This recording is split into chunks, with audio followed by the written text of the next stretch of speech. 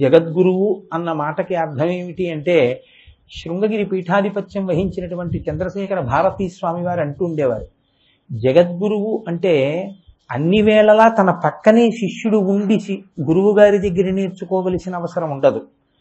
ఈ ప్రపంచంలో ఎక్కడ ఉన్నవాడైనా సరే ఆయన్ని గురువుగా స్వీకరించి ఆయన చెప్పినటువంటి మాటల్ని అనుసరించి తరించడానికి అవకాశము పొందేటట్టుగా ఆ స్థాయిని పొంది బోధించగలిగినటువంటి మహాపురుషులు ఎవరుంటారో వారిని జగద్గురువులని పిలుస్తారు. శంకర భగవత్పాదులు జగద్గురువులు. శంకరాచార్య కృతమైనటువంటి షట్పదీ స్తోత్రం మీద 4 మాటలు చెప్పాలి అని ప్రయత్నం. శంకరాచార్యుల వారు జగద్గురువులు. శంకర భగవత్పాదుల గురించి పెద్దలు ఒక మాట చెప్తారు, శంభోర్మూర్తిశ్చరతి భువనే శంకరాచార్య రూప అని. అదొక్కటి చాలు ఆయన అవతార విశేషాన్ని వ్యాఖ్యానించడానికి సరిపోయేటటువంటి మాట. శంభోర్మూర్తి. ఒకానొకప్పుడు పరమశివుడు కైలాస పర్వతం మీద కూర్చుని ఉండగా ఆయన దగ్గర జ్ఞానాన్ని తెలుసుకోవడం కోసమని సనకసనందనాది మహర్షులు 4 ఆయన చుట్టూ చేరారు. చేరినప్పుడు ఆయన నోటితో చెప్పవలసిన అవసరం ఆయనకి కలగలేదు. అలా చెప్పవలసినటువంటి అవసరం లేదు కూడా. ఎందుకంటే అసలు యథార్థమైనటువంటి ఆత్మస్వరూపం ఎక్కడుంటుంది అంటే ఏ విధమైనటువంటి శబ్దము ఉండకూడదు. అది అనుభవింపబడవలసినటువంటి విషయమే తప్ప బోధించవలసినటువంటి విషయం కాదు. ఎందుచేత అంటే యతో వాచో నివర్తంతే అప్రాప్య మనసా సహా. ఎక్కడ మనస్సు వాక్కు ఇంకా మేము ఆవిష్కరించలేమని వెనక్కి తిరిగిపోతాయో అక్కడ ఆత్మస్వరూపము ఆవిష్కరింపబడుతుంది. కాబట్టి ఆనాడు పరమశివుడు నోరు విప్పి బోధ చెయ్యలేదు. ఒక్కసారి చిన్ముద్ర పట్టాడు.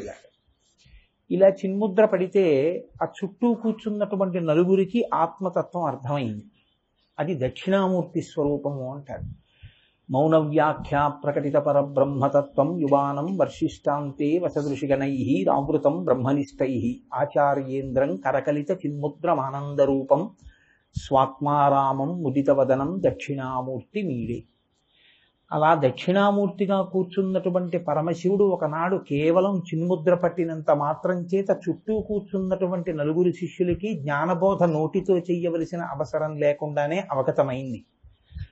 కానీ కలియుగంలో వేదము యొక్క ప్రమాణమే ప్రశ్నింపబడిన నాడు, ఈ లోకంలో ఉండేటటువంటి వారికి జ్ఞానబోధ చెయ్యవలసినటువంటి అవసరం కలిగిన నాడు, ఆనాడు కదలకుండా కైలాస పర్వతం మీద కూర్చున్నటువంటి శంభుమూర్తి అయిన శంకరుడే అయ్యయ్యో నేను ఇలా కూర్చుని చిన్ముద్ర పడితే అర్థం చేసుకోగలిగిన స్థితిలో ఇవాళ లోకంలో ఉన్న జనులు లేరు, నేనే ఈ భూమి మీద అవతరించి వారు నా దగ్గరకు రావడం కాదు నేనే వారి దగ్గరికి వెళ్ళాలి అనుకున్నాడు. ఇది ఆయన సౌలభ్యం.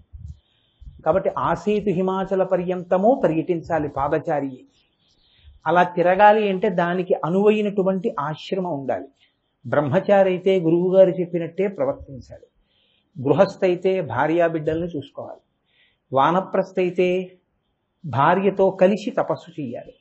సన్యాసాశ్రమం అయితే ఎప్పుడు ఆకలేస్తే అప్పుడు ఏ ఇంటి ముందుకెళ్ళి నిలబడి భవతి భిక్షాందేహి అంటే ఏ తల్లి ఆ చేతితో ఇంత కబళం వేస్తుందో ఆ కబళం వేసిన వారందరూ ఆయనకి తల్లిదండ్రులే. ఈ లోకమంతా ఆయన కుటుంబమే. కాబట్టి సన్యాసాశ్రమం అయితే లోకమంతటా పర్యటించడానికి కావలసినటువంటి సదుపాయం ఆయనకి లభిస్తుంది, జ్ఞానబోధ చేయవచ్చు. అందుకని బ్రహ్మచర్యాశ్రమము నుండే ఆయన సన్యాసాశ్రమ స్వీకారం చేశారు. కైలాస శంకరుడే కాలడి శంకరుడిగా అవతరించాడు. అవతార ప్రయోజనాన్ని నెరవేర్చుకోవడానికి ఏ ఆశ్రమాన్ని స్వీకరిస్తే అనువుగా ఉంటుందో అటువంటి సన్యాసాశ్రమాన్ని స్వీకరించారు. కేవలం 32 సంవత్సరాలు, అది కూడా వ్యాస భగవానుని యొక్క అనుజ్ఞ మేరకు ఇంకొక 16 సంవత్సరాలు శరీరంలో ఉన్నారు. కేవలం 32 సంవత్సరాలు శరీరంతో ఉన్నటువంటి శంకరాచార్యుల వారు ఆసేతు హిమాచల పర్యంతమో పాదచారి అయి పర్యటించారు. అవైదికమైనటువంటి వాదనలను ఎన్నిటినో ఖండించారు. వేదము యొక్క ప్రమాణాన్ని నిలబెట్టి వేదాంతర్గతమైనటువంటి అద్వైత సత్యాన్ని ప్రబోధం చేశారు. చాలామంది ఒక మాట అంటుంటారు, శంకరాచార్యుల వారు అద్వైతాన్ని స్థాపించారు అంటుంటారు. కాదు, అలా అయితే కొత్తగా ఏదో ఒక విషయాన్ని తీసుకొచ్చినట్లు అవుతుంది. శంకరులు కొత్తగా దేన్ని తీసుకురాలేదు. వేదాంతర్గతమైనటువంటి అద్వైతమన్న పరమసత్యాన్ని ఆయన ప్రబోధం చేశారు. మరుగున పడిపోయినటువంటి ఏ సత్యం లోకానికి ప్రచారంలో లేకపోవడం వల్ల అందరి యొక్క వైదిక జీవనం వైక్లభ్యమును పొందిందో దాన్ని దిద్దుబాటు చేశారు. ఆ దిద్దుబాటు చేయడానికి మళ్ళీ ఆ అద్వైతమనేటటువంటి యథార్థమైనటువంటి స్థితిని, ఆ సత్యాన్ని ఆయన ఒకసారి లోకంలో ప్రచారం చేశారు. అటువంటి శంకర భగవత్పాదులు వారు జగద్గురువులు. జగద్గురువు అన్న మాటకి అర్థం ఏమిటి అంటే, శృంగగిరి పీఠాధిపత్యం వహించినటువంటి చంద్రశేఖర భారతీ స్వామి వారు అంటూ ఉండేవారు, జగద్గురువు అంటే అన్ని వేళలా తన పక్కనే శిష్యుడు ఉండి గురువు గారి దగ్గర నేర్చుకోవలసిన అవసరం ఉండదు. ఈ ప్రపంచంలో ఎక్కడ ఉన్నవాడైనా సరే ఆయన్ని గురువుగా స్వీకరించి ఆయన చెప్పినటువంటి మాటల్ని అనుసరించి తరించడానికి అవకాశము పొందేటట్టుగా ఆ స్థాయిని పొంది బోధించగలిగినటువంటి మహాపురుషులు ఎవరుంటారో వారిని జగద్గురువులని పిలుస్తారు. శంకర భగవత్పాదులు జగద్గురువులు. అటువంటి మహానుభావుడైనటువంటి శంకరుడు కేవలంగా అద్వైతాన్ని ఒక్కదాన్నే ప్రచారం చేస్తే అందరికీ దాన్ని అనుభవంలోకి తెచ్చుకోవడం చాలా కష్టం కనుక, అది నిచ్చెన యొక్క పైమెట్టు వంటిది కనుక, కింద నుంచి పైకెక్కాలి కనుక, ఒక్కొక్క మెట్టులో నిలబడవలసినటువంటి వారి యోగ్యతలను గుర్తించి దానికి అనువైనటువంటి స్తోత్రాల దగ్గర నుంచి, ప్రకరణాల దగ్గర నుంచి, వ్యాఖ్యానాల దగ్గర నుంచి ఏవేవి కావాలో వాటన్నింటినీ లోకానికి అందించారు. ప్రస్థానత్రయానికి వ్యాఖ్యానం ఇచ్చారు, ఉపనిషత్తులకి, బ్రహ్మసూత్రాలకి, భగవద్గీతకి వ్యాఖ్యానం ఇచ్చారు. మళ్ళీ అవైదికమైనటువంటి వాదనలు ఈ దేశంలో ప్రవేశించకూడదని దేశానికి 4 చెరగులా 4 పీఠాలని నిర్మించి కాపలా పెట్టారు. తూర్పున జగన్నాథులో గోవర్ధన పీఠము, పడమర ద్వారకలో కాళికాపీఠము, ఉత్తరమున బదరికాశ్రమములో జ్యోతిపీఠము, దక్షిణ శృంగగిరిలో శారదాపీఠము, 4 పీఠములను స్థాపించి తాను స్వయంగా కంచికామకోటి పీఠానికి ఆధిపత్యం వహించారు. ఆనాడు శంకరాచార్య స్వామి వారు చేసినటువంటి సంకల్పానికి అనుగుణంగా ఇప్పటికీ ఆ గురు పరంపర అలా కొనసాగి ఆ పీఠములన్నీ అలా వర్ధిల్లుతూ సనాతన ధర్మాన్ని ప్రబోధం చేస్తూనే ఉన్నాయి.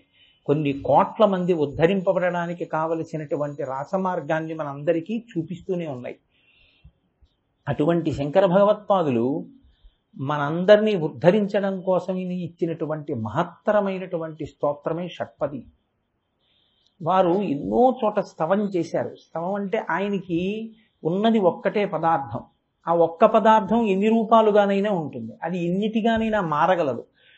తంతువులందు చేలము విధంబున ఏ పరమేశుమూర్తి ఎందింతయు పుట్టునట్టి అంటారు పోతన గారి భాగవతంలో. అలా పత్తి అంటూ ఉంటే ఆ పత్తితో మీరు పంచాన్ని ఇయ్యచ్చు, చొక్కా గుడ్డా నెయ్యచ్చు, లేకపోతే ఉత్తరీయం నెయ్యచ్చు, ఏదైనా నెయ్యచ్చు, లేకపోతే ఓ గడపకి తెర కట్టుకోవచ్చు.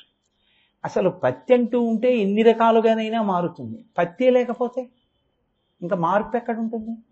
బంగారం ఉంటే ఆభరణాలు, ఆభరణాలు బంగారం లేకుండా ఉండవు, కానీ ఆభరణములు లేకపోయినా బంగారం ఉంటుంది. ఆభరణాలన్నీ చెరిపించేసినా బంగారం ఉంటుంది, కానీ బంగారం లేకపోతే ఆభరణాలు ఎక్కడి నుంచి వస్తాయి? కామరూపాత్మకమైనటువంటి జగత్తు బ్రహ్మమే.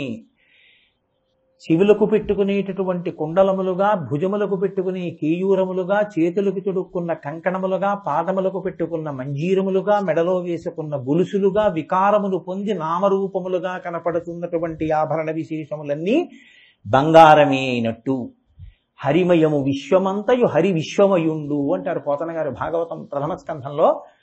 ఆ హరియే, ఆ విష్ణువే ఇన్నిగా కనపడుతున్నాడు. ఇన్నిగా కనపడినవాడు ఒక్కడే, ఒక్కటి అనేకమైంది. ఏకస్త్వమేవ బహుధా భవభాసిలోకే నిశంకధీర్ వృషభకేతన మల్లినాథ శ్రీభ్రామరీ ప్రియ సుఖాశ్రయలోకనాథ శ్రీమల్లికార్జున విభో తవ సుప్రభాతం అంటాడు. ఆ ఉన్న ఒక్క పరమాత్మయే ఇన్నిటిగా, ఇన్ని నామరూపాలుగా కనపడుతున్నాడు. కనపడినప్పుడు ఎక్కడికి వెళ్ళి ఏ నామరూపాలతో ఉన్నటువంటి ఈశ్వర స్వరూపాన్ని స్తోత్రం చేయడానికి మాత్రం భేషజం అడ్డొస్తుంది కనుక. కాబట్టి శంకర భగవత్పాదులు వైదికమైన అన్ని స్వరూపాలని స్తోత్రం చేశారు. ఉమామహేశ్వర స్తవం చేశారు, శారదా భుజంగం చేశారు, మీనాక్షి పంచరత్నం చేశారు, సుబ్రహ్మణ్య భుజంగం చేశారు తిరుచెందూరులో. వారు చెయ్యని స్తోత్రం లేదు. అయితే వారు చేసినటువంటి స్తోత్రాలన్నిటిలోనూ కూడా ఆ స్తోత్రంలో ఈశ్వరుని యొక్క స్వరూపము ఏ రూపంగా ప్రతిపాదింపబడిందో ఆ రూపమునకు ఉన్నటువంటి పేరుతోటి ఆ స్తోత్రాన్ని చేశారు. ఇక్కడ మీరు ఒకటి గుర్తుపెట్టుకోవాల్సి ఉంటుంది, నామము రూపము రెండు ముడిపడి ఉంటాయి. కోటేశ్వరరావు అన్నారనుకోండి, మీకు రూపం కళ్ళల్లో కనపడుతుంది. ఆ రూపం మీకు కనపడింది అనుకోండి, అడుగో కోటేశ్వరరావు అంటారు. నామము రూపము రెండు ముడిపడతాయి. నామరూపములే మాయ యథార్థములు.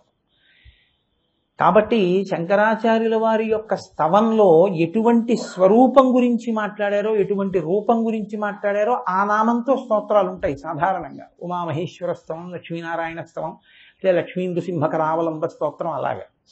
కానీ ఒక్క షట్పది విషయంలో మాత్రం శంకర భగవత్పాదులు ఇది నేను ఫలానా వారిని ఉద్దేశించి చెప్తున్నటువంటి స్తోత్రము అన్నమాట ఆయన అనలేదు.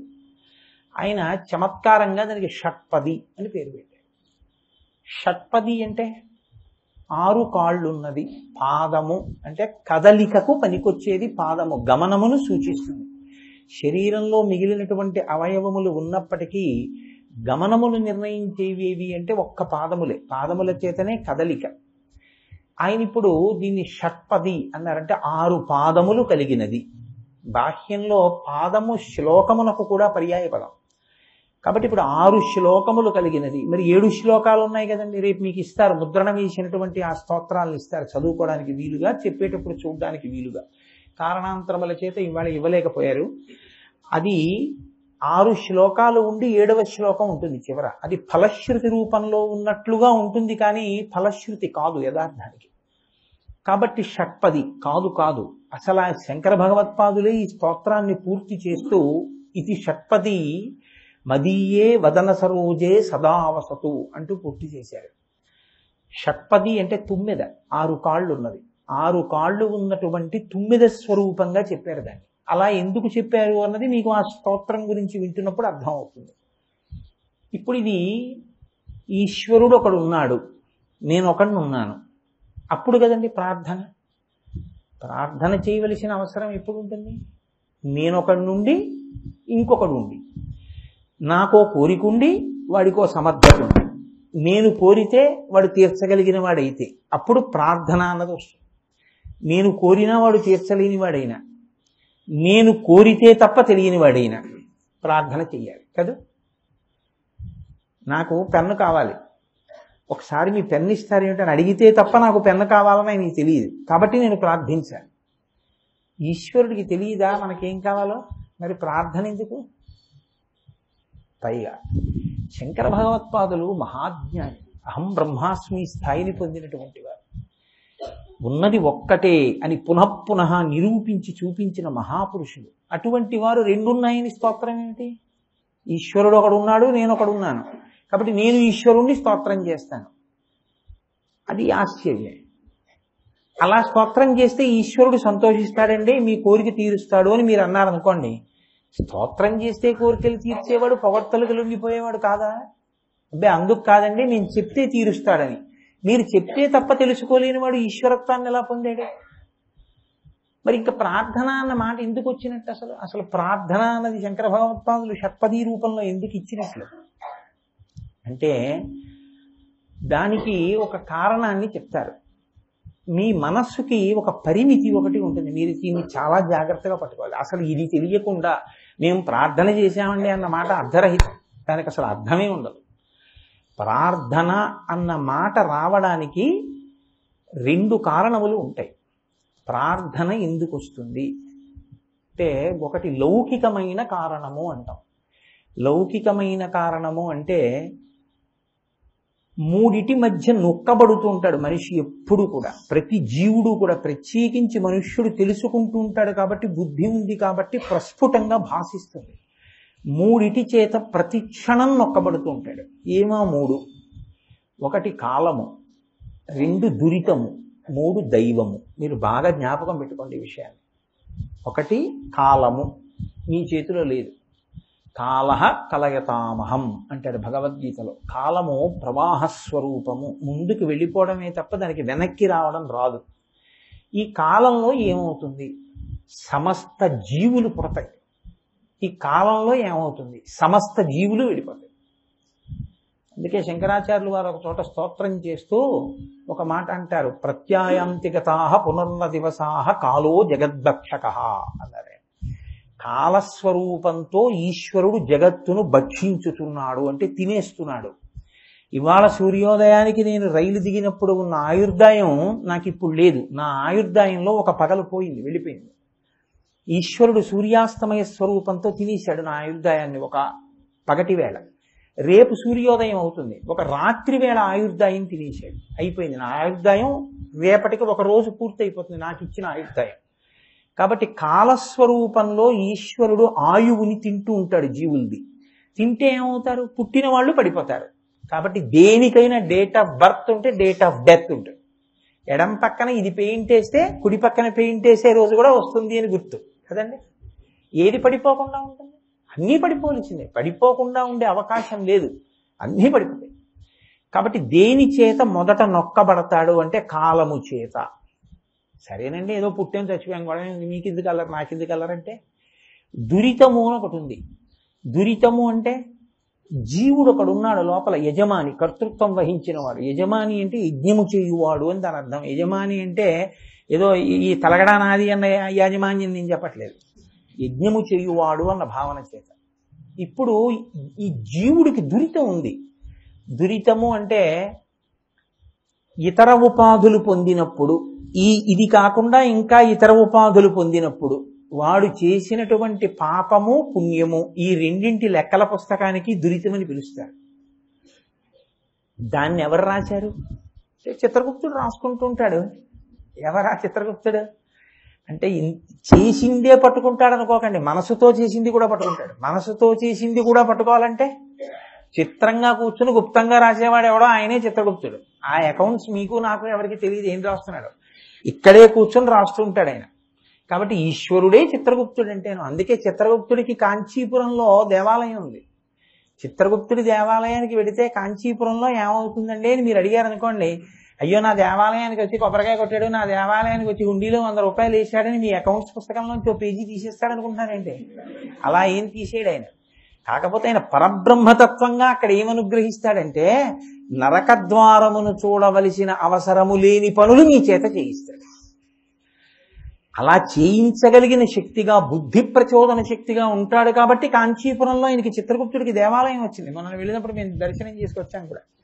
కాబట్టి దురితము అన్నది ఒకటి ఉంటుంది. దురితము అంటే చేసిన పాపపుణ్యాలు ఈశ్వరుడు ఫలితంగా ఇస్తూ ఉంటాడు తీసుకొచ్చి, తిన్న అన్నం జీర్ణమైనట్లు. ఏదో నేను సంస్కృతంలో దేవీ భాగవతంలో ఒక విషయాన్ని చెప్తుంటారు, కుభోజనేన దివసః. తినకూడని భోజనం, చెయ్యకూడని భోజనం చేశారనుకోండి ఒక రోజు పోతుంది. ఎందుకు పోతుంది అంటే కడుపులో బాగుండకపోతే ఇంక వాడేం పూజ చేస్తాడు? కడుపులో బాగోలేదు, కడుపు విపరీతమైన నొప్పిగా ఉంది, ప్రవచనం ఏమిటి, ఏ గుడి ఏమిటి, గోపురం ఏమిటి, పడుకోవడం ఎక్కడ ఏ మంత్రం మీదను. కుభోజనేన దివసః. అందుకని ఒక రోజుని పాడు చేసేస్తుంది భోజనం. ఒక భోజనం లోపలికి వెళ్ళి ఒక రోజుని పాడు చేసినట్టే మీరు చేసుకున్నటువంటి, మీరు అంటే నేను కూడా, మనం చేసుకున్నటువంటి పాపపుణ్యములే మనకి సుఖ దుఃఖములుగా ఇవ్వబడతాయి. చాలా సంతోషంగా ఉందంటాడు, ఏం బాగులేదంటాడు. ఏడవడం, సంతోషించడం, ఈ రెండిటికి కారణం ఏమిటంటే చేసిన పాపపుణ్యములు సుఖ దుఃఖములుగా వస్తుంటాయి. అయితే బాగుందంటే ఇచ్చేవాడు ఉండాలిగా. ఇవి గుర్తు పెట్టుకుని అబ్బాయి ఇప్పుడు అనుభవించని ఇచ్చేవాడు ఎవరు? వాడే ఈశ్వరుడు. ఈ మూడిటి మీద అదుపు లేనివాడు జీవుడు. ఈ మూడిటి మీద అదుపు ఆయనకి ఏమన్నా కాలాన్ని ఆపగలవా? చాలా బాగుందండి ఇవాళ ఇలా ఉంచేసుకుంటాం, మేము డేట్ మార్చుకుంటే ఏం ఆగదు, అది వెళ్ళిపోతుంది.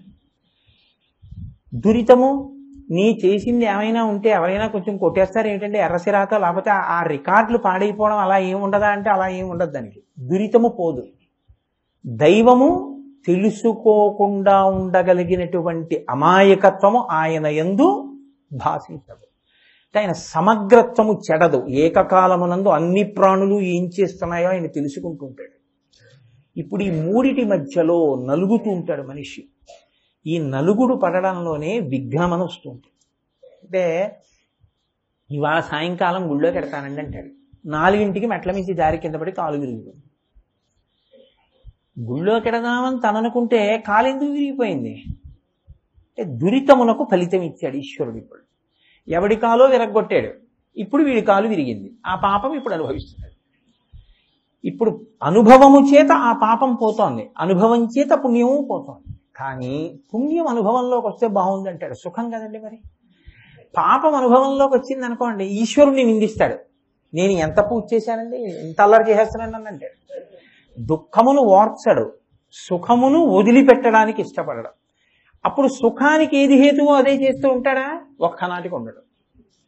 ఎందుకు ఉండడు అంటే నిషిద్ధ కర్మ యందు ఆయనకున్న అనురక్తి అటువంటిది. నిషిద్ధ కర్మ వద్దు అన్నది చేయడమే పాపం. ఇది చేయకబ్బాయి అన్నారనుకోండి, అది చేయకుండా ఉండలేనండి అంటాడు. ఇది చెయ్యి అన్నారనుకోండి, ఏదో భయమో భక్తో అగరత్తు పెట్టు దేవుడికి అన్నారనుకోండి, ఏదో పెడతాడు. తెల్లవారుజామున సూర్యోదయానికి ముందు లే అన్నాను అనుకోండి, అది కుదరదండి అంటాడు. నిషిద్ధ కర్మ వదలలేడు, విహిత కర్మ ఇంకా చేస్తాడు ఎప్పుడో. కాబట్టి ఇప్పుడు పాపపుణ్యములను ఇచ్చేటటువంటి ఈశ్వరుడి మీద మీకు అజమాయిషీ లేదు, కాలము మీద అజమాయిషీ లేదు, దురితము మీద అజమాయిషీ లేదు. కానీ ఇప్పుడు మాత్రం ఒక బుద్ధి కలిగింది. అయ్యయ్యో, ఆనాడు తెలియకో తెలిసో చేసేసాను పాపం, ఈశ్వరా నన్ను ఖేద పెట్టకు. ఇప్పుడు తెలుసుకున్నాను, నేను మనసా నేను మారాను, కాబట్టి నువ్వు నన్ను అనుగ్రహించు. ఈ నిజాయితీతో కూడినటువంటి ప్రతిపాదనకు ప్రార్థన అని పేరు తప్ప, ఈ నిజాయితీ లోపించి నోటితో చేసిన ఉంటాయి చూసారా, అవన్నీ ప్రార్థనలను నేను లెక్కలో వేసేసుకోవడం కుదరదు. ఈ నిజాయితీతో ఈశ్వరుడి ముందు నిలబడి చెప్పినది ఏదో దానికి ప్రార్థనని పేరు. ఇది తెలిసి ఉండి అడిగాడు అనుకోండి, అప్పుడు ఈశ్వరుడు తీయవచ్చా, తీస్తాడా? తీయడు అని మీరు అన్నారనుకోండి, ప్రార్థన అన్నది లేనిలేదు. ఇంకా యజ్ఞము యాగము ఈ క్రతువులు అనవసరం. ఇప్పుడు పాపం పాప ఫలితాన్ని, పుణ్యం పుణ్య ఫలితాన్ని ఇచ్చేస్తుంది అంతే. అప్పుడు కర్మ గొప్పదవుతుంది, ఈశ్వరుడు గొప్పవాడు కాడు. కాబట్టి ఈశ్వరుడు మీ యొక్క పాపమును క్షమిస్తాడు. క్షమించి ఏం చేస్తాడంటే, పాము కరవవలసింది చీమ కరిచి విడిచిపెడతాడు, ప్రాణం పోవలసింది, ప్రమాదం రావలసింది ఏదో దెబ్బ తగులుతుంది, కాస్త నెత్తురు కారుతుంది, కట్టు కట్టించుకుంటాడు, హాస్పిటల్కి వెళ్తాడు, అందరూ బెంగెట్టుకుంటారు, 2 రోజుల్లో తగ్గిపోతుంది, సుఖంగా ఉంటాడు. ఇప్పుడు ఈశ్వరుడు మీకు ప్రమాదమును ఇచ్చి రక్షించగలడు. ఈ రక్షణ సామర్థ్యము ఆయన దగ్గర ఉంది, క్షమించగలడు. లేకపోతే వినా వెంకటేశం ననాథో ననాథ సదా వెంకటేశం స్మరామి స్మరామి అని మీరని అజ్ఞానినామయా దోషాన్ అశేషాన్ విహితాన్ హరే క్షమస్వత్వం క్షమస్వత్వం శేషశైల శిఖామణి అని అడగడం ఎందుకండి? అశేషాన్ లెక్క తెలియదు, నేను ఎన్ని చేశాను, అన్ని తప్పులు చేశాను, క్షమస్వత్వం నన్ను క్షమించు క్షమించు అని మీరు అనడం ఎందుకు? అలా కుదరదు, అలా కుదరదు ఆయన అంటే ఇంకెందుకు మీరు ఏడుకొండలు ఎక్కడం? అంటే క్షమిస్తాడు కాబట్టే ఆపదామపహర్తారం దాతారం సర్వసంపదాం లోకాభిరామం శ్రీరామం భూయో భూయో నమామ్యహం. మీ ఆపదలను తీసేస్తాడు. మీకు తెలియకుండా వచ్చేదానికి ఆపద అని పేరు. మీకు చెప్పి ఎవరిగా నోటీస్ ఇవ్వరు, నువ్వు ఎప్పుడో పాపం చేసేవి దానికి ఫలితం ఇస్తున్నాను, నీ పరిస్థితి వేళ పోతుందని ఎవరు ఏం చెప్పరు, పోతుందంటే అది. కాబట్టి ఆ వచ్చే ఆపదని తీసేస్తాడు. ఎప్పుడు మీరు త్రికరణ శుద్ధిగా ప్రార్థన చేయడం మీకు అలవాటైతే. కాబట్టి ఆపదామపహర్తారం దాతారం సర్వసంపదాం, దాని స్థానంలో మీకు అవసరమైంది ఈశ్వరుడు మీకు ఇచ్చి మీ అభ్యున్నతిని రక్షిస్తాడు. కాబట్టి ఈశ్వరుడు మీ పాపములను క్షమించగలడు, ఈశ్వరుడు మీకు అభ్యున్నతిని కల్పించగలడు. ఇది ప్రార్థన అన్నది అసలు ఎందుకు చెయ్యాలి అన్నదానికి లౌకికమైన కారణం. అయితే ఇంకా ఎప్పుడూ ఇదే చేస్తూ ఉన్నారనుకోండి మీరు, ఇంకా ఎప్పుడు ఎందుకు ప్రార్థన అంటే ఏదో కలిసి రావాలని ప్రార్థన, ఎప్పుడు ఏదో సుఖం కలగాలని ప్రార్థన. మీకేమైనా అభ్యంతరమా కోటేశ్వరరావు అంటే నాకెందుకు అభ్యంతరం, చెయ్యొచ్చు మంచిదే. కానీ అదే ప్రయోజనమా మనిషికి? సుఖము అన్నది మీరు ఒకటి బాగా జ్ఞాపకం పెట్టుకోండి, వ్యక్తి స్థాయిలో సుఖమే కానీ లోక స్థాయిలో సుఖమన్న మాటని వాడడం కొంచెం కష్టంగా ఉంటుంది. ఎందుకంటే నాకు వంకాయ కూర సుఖం, నీకు కష్టంగా ఉండొచ్చు. అదేం వంకాయ కూర అంటే బాబు మేము తినమనొచ్చు. నాకేదో ఉపన్యాసం చెప్పడం సుఖం, నీకు ఇదేంటంటే ఇలా తినేస్తాడనిపించచ్చు. లేకపోతే మిమ్మల్ని చెప్పమంటే మీకు కష్టం అనిపించచ్చు. ఒకటి సుఖం ఇంకోటికి దుఃఖం. One man's food is another man's poison. కాబట్టి సుఖము అన్నది ఇది సుఖము అని చెప్పడం కుదరదు, దుఃఖము అన్నది ఇది దుఃఖము అని చెప్పడం కుదరదు. అది వ్యక్తిని బట్టి సుఖము దుఃఖం అవుతుంది, దుఃఖము సుఖం అవుతుంది, మారిపోతుంది. అందుకని ఎవరిది ఎవరికి సుఖము అంటే అలా ఏం చెప్పడం కుదరదు. అసలు శాస్త్ర దృష్టిలో అలా నిర్ధారించడం చాలా కష్టమైన విషయం కూడా. పైగా మీకు సుఖం అన్నది కూడా దుఃఖం అవుతుంది కాసేపటికి. ఏసీలో ఎక్కడం చాలా బాగుంటుంది. నిన్ననే గోపాలకృష్ణ గారు అన్నారు, చాలా ఎక్కువ ఏసీ పెట్టేశారనుకోండి కంపార్ట్మెంట్లో, బా ఏంటంటే ఫుల్ బ్లాస్ట్ వణికిపోతున్నాం, ఇంత ఏసీ పెట్టాడేమిటి అని వెళ్ళి ఆమె తగ్గించవే బాబు ఇంత ఏసీ పెట్టాడేటండి. ఇప్పుడు ఆ ఏసీ ఎందుకు దుఃఖమైంది నీకు? ఎక్కువైతే దుఃఖమైంది. ఓ బొబ్బట్టు తిని బాగుంటుంది, 15 తిను అప్పొస్తుంది, సుఖము దుఃఖమైంది. కాబట్టి సుఖము సుఖమని చెప్పలేరు, దుఃఖము దుఃఖమని చెప్పలేరు. ఏదో బాగా కష్టం వచ్చినప్పుడు బాగా ఏడిచేస్తే చాలా వీళ్ళకి అమ్మయ్యా అనిపిస్తుంది అంటారు. శోకానామరుగున దాగి సుఖమున్నదిలే అన్నాడు ఎవరో పెద్ద ఆయన. కాబట్టి అందుకని అలా కూడా ఉంటుంటుంది, దుఃఖంలో సుఖం, సుఖంలో దుఃఖం. అసలు సుఖమే దుఃఖం, దుఃఖమే సుఖం. ఇది సుఖం ఇది దుఃఖం అని చెప్పడం కుదరదు. ఈశ్వరుడు అటువంటి భావన చేత పాపపుణ్యములను తొలగొడుతూ ఉంటాడు. ఎన్నాళ్ళు అడుగుతారు ఇంక దాన్ని? అందుక మనుష్య జన్మ. ఇంకా ఎప్పుడు అది అడుగుతూ ఉండడమే. ఎప్పుడు నాకేది ఇష్టమో అది దొరకాలని కోరుకోవడానికే ప్రార్థనలు అనుకోండి. ఇంకా అంతకన్నా అసహ్యకరమైన స్థాయి ఇంకోటి లేదు అని గుర్తు కదండి. సనాతన ధర్మంలో ప్రార్థన అంటే మంచిదే, ఏదో కోరుకుంటుంది. గృహస్థాశ్రమంలో ఉన్న తర్వాత ఈశ్వరుణ్ణి ప్రార్థన చేస్తాం. కానీ బతికున్న నాళ్ళు ప్రార్థన అంటూ నీ చేస్తే ఏదో అవసరం వస్తేనే ప్రార్థన. నేను వెళ్ళాను గుళ్ళోకి ప్రార్థన చేశానంటే ఏదో కోరికుందని గుర్తు, లేకపోతే చేయక్కర్లేదు. అందుకండి ప్రార్థనలు వచ్చేది. అందుక శంకరాచార్యులు వారు షట్పది ఇచ్చేది కాదు. ప్రార్థన 2వ స్థాయిలో ఎందుకు చేస్తారు? ఇది మీరు బాగా జ్ఞాపకం పెట్టుకోవాలి. జీవుడు జీవుడని మీకు అనిపిస్తున్నది, నాకు అనిపిస్తున్నది ఏదో, అది జీవుడు కాడు, సాక్షాత్ ఈశ్వరుడే. ఉన్నది ఆ ఒక్క పదార్థమే, ఈశ్వరుడు ఒక్కడే ఉన్నాడు. కానీ ఈశ్వరుడు తప్ప అనేకం ఉన్నట్టు మనకు కనపడతాం. భాగవతంలో పోతన గారు ఒక చమత్కారమైన మాట అంటారు, నాలో ఉన్న పదార్థాన్ని నేనంటుంటాను. నేను ఈ నేనుకి ఏది కష్టమో ఆ నేనుకి అదే కష్టం. నన్ను తేలు కుట్టిందనుకోండి, ఏ కష్టమో ఆ నేనుకి అదే కష్టం, ఆవిడికి కుట్టిన. కానీ నువ్వు అని నాలో ఉన్న నేను అవతల వారిలో నువ్వు అనిపిస్తుంది. ఈ నేనుకి నువ్వుకి మధ్యలో పెద్ద సముద్రం వస్తుంది. నేననేటప్పటికి ఇది బాగుండాలి, నువ్వు అనేటప్పటికి ఎలా పోయినా పర్వాలేదు. కాబట్టి లోకములన్నీ గెలిచినాడవు ఇంద్రియానీకము చిత్తమున్ గెలువనేరవు నిన్ను నిబద్ధు చేయు భీషణ శత్రులార్బుర ప్రభిన్నుల చేసిన ప్రాణికోటిలో నీకు విరోధి లేడొకడు నేర్పున చూడుము ధనవేశ్వర. నాన్న ఎల్ల శరీరధారులకు ఇల్లుని చీకటి నూతి లోపలం త్రెళ్ళక వీరు నేనను మతిభ్రమణంబున భిన్నులై ప్రవర్తిల్లక సర్వమున్నాతని దివ్య కళామయమంచు విష్ణునందుల్లము చేర్చి తారడవి నుండుట మేలు నిశాచరగ్రణి అంటాడు ప్రహ్లాదుడు హిరణ్యకశిపుడిని ఉద్దేశించి. నువ్వు నేను కాదు, ఒక్కసారి నీలో ఉన్న నేనుని అవతల వారిలో ఉన్నటువంటి నువ్వులోకి పెట్టు. నీకేది బాధో అందులోకి నువ్వు వెళ్ళి కూర్చున్నా అదే బాధ ఉంటుందని ఆలోచించి, అప్పుడు అన్నిటిలోకి నీలో ఉన్న నేనుని అన్ని నువ్వుల్లోకి పెడితే ఉన్నది ఒక్క నేనే. అప్పుడు ఉన్నది ఒక్కటే పదార్థం, ఆ పదార్థం తప్ప ఇంకోటి లేదు. ఆకలేసినప్పుడు నాదే బాధో కుక్కది అదే బాధ, ఆ జీవుడిది అదే బాధ. దాహంతో నాదే బాధో కుక్క దాహానికి అదే బాధ. కానీ ఆ నువ్వు నేను మధ్యలో దాని బాధని గమనించలేనటువంటి అజ్ఞానములో పడిపోవడం అనేటటువంటిది సంభవిస్తాం. కానీ నేను ఇలా చెప్పాను అనుకోండి, బాగానే ఉంటుంది. కానీ నేనే ఆ స్థాయిలో ఉపన్యాసం అయిపోయిన తర్వాత నిలబడతానా అంటే అనుమానాస్పదమే. ఎందుకు నిలబడలేము అంటే అనుభవంలోకి అద్వైత సత్యాన్ని తీసుకురావడం చాలా చాలా కష్టం. దానికి చాలా పురాకృత పుణ్యం ఉండాలి. ఉన్నవాడికి తప్ప జ్ఞాని అంతటా ఉన్నది ఒక్క పరబ్రహ్మమే అన్న సత్యము అనుభవములోకి రావడం చాలా కష్టం. మరి అనుభవంలోకి రావడం కష్టం కదండి, అలా అంతటా ఉన్నది ఒక్కటే అని అనలేను కదా. కాబట్టి ఇంకా దాని ప్రయత్నం నాకెందుకని వదిలేయకూడదు. అది చేరుకోవడానికి నిచ్చెనది ఒకటి తెచ్చి శంకర భగవత్పాదులు మనకు ఏర్పాటు చేశారు. దానికే షట్పది అని పేరు. ఇప్పుడు మీరు ఈశ్వరుణ్ణి ఒక రూపంతో తీసుకొచ్చి అక్కడ పెట్టారనుకోండి, పెట్టి ప్రార్థన చేస్తున్నారనుకోండి, దీన్ని మీరు పట్టుకునే ప్రయత్నం చేయండి. మనసు చంచలం, అది ఎప్పుడు స్థిరంగా ఉండు అంటే ఉండదు, ఎప్పుడూ కదిలిపోతూ ఉంటుంది. అది దాని స్వభావం. సంకల్ప వికల్ప సంఘాతమునకే మనస్సు అని పేరు.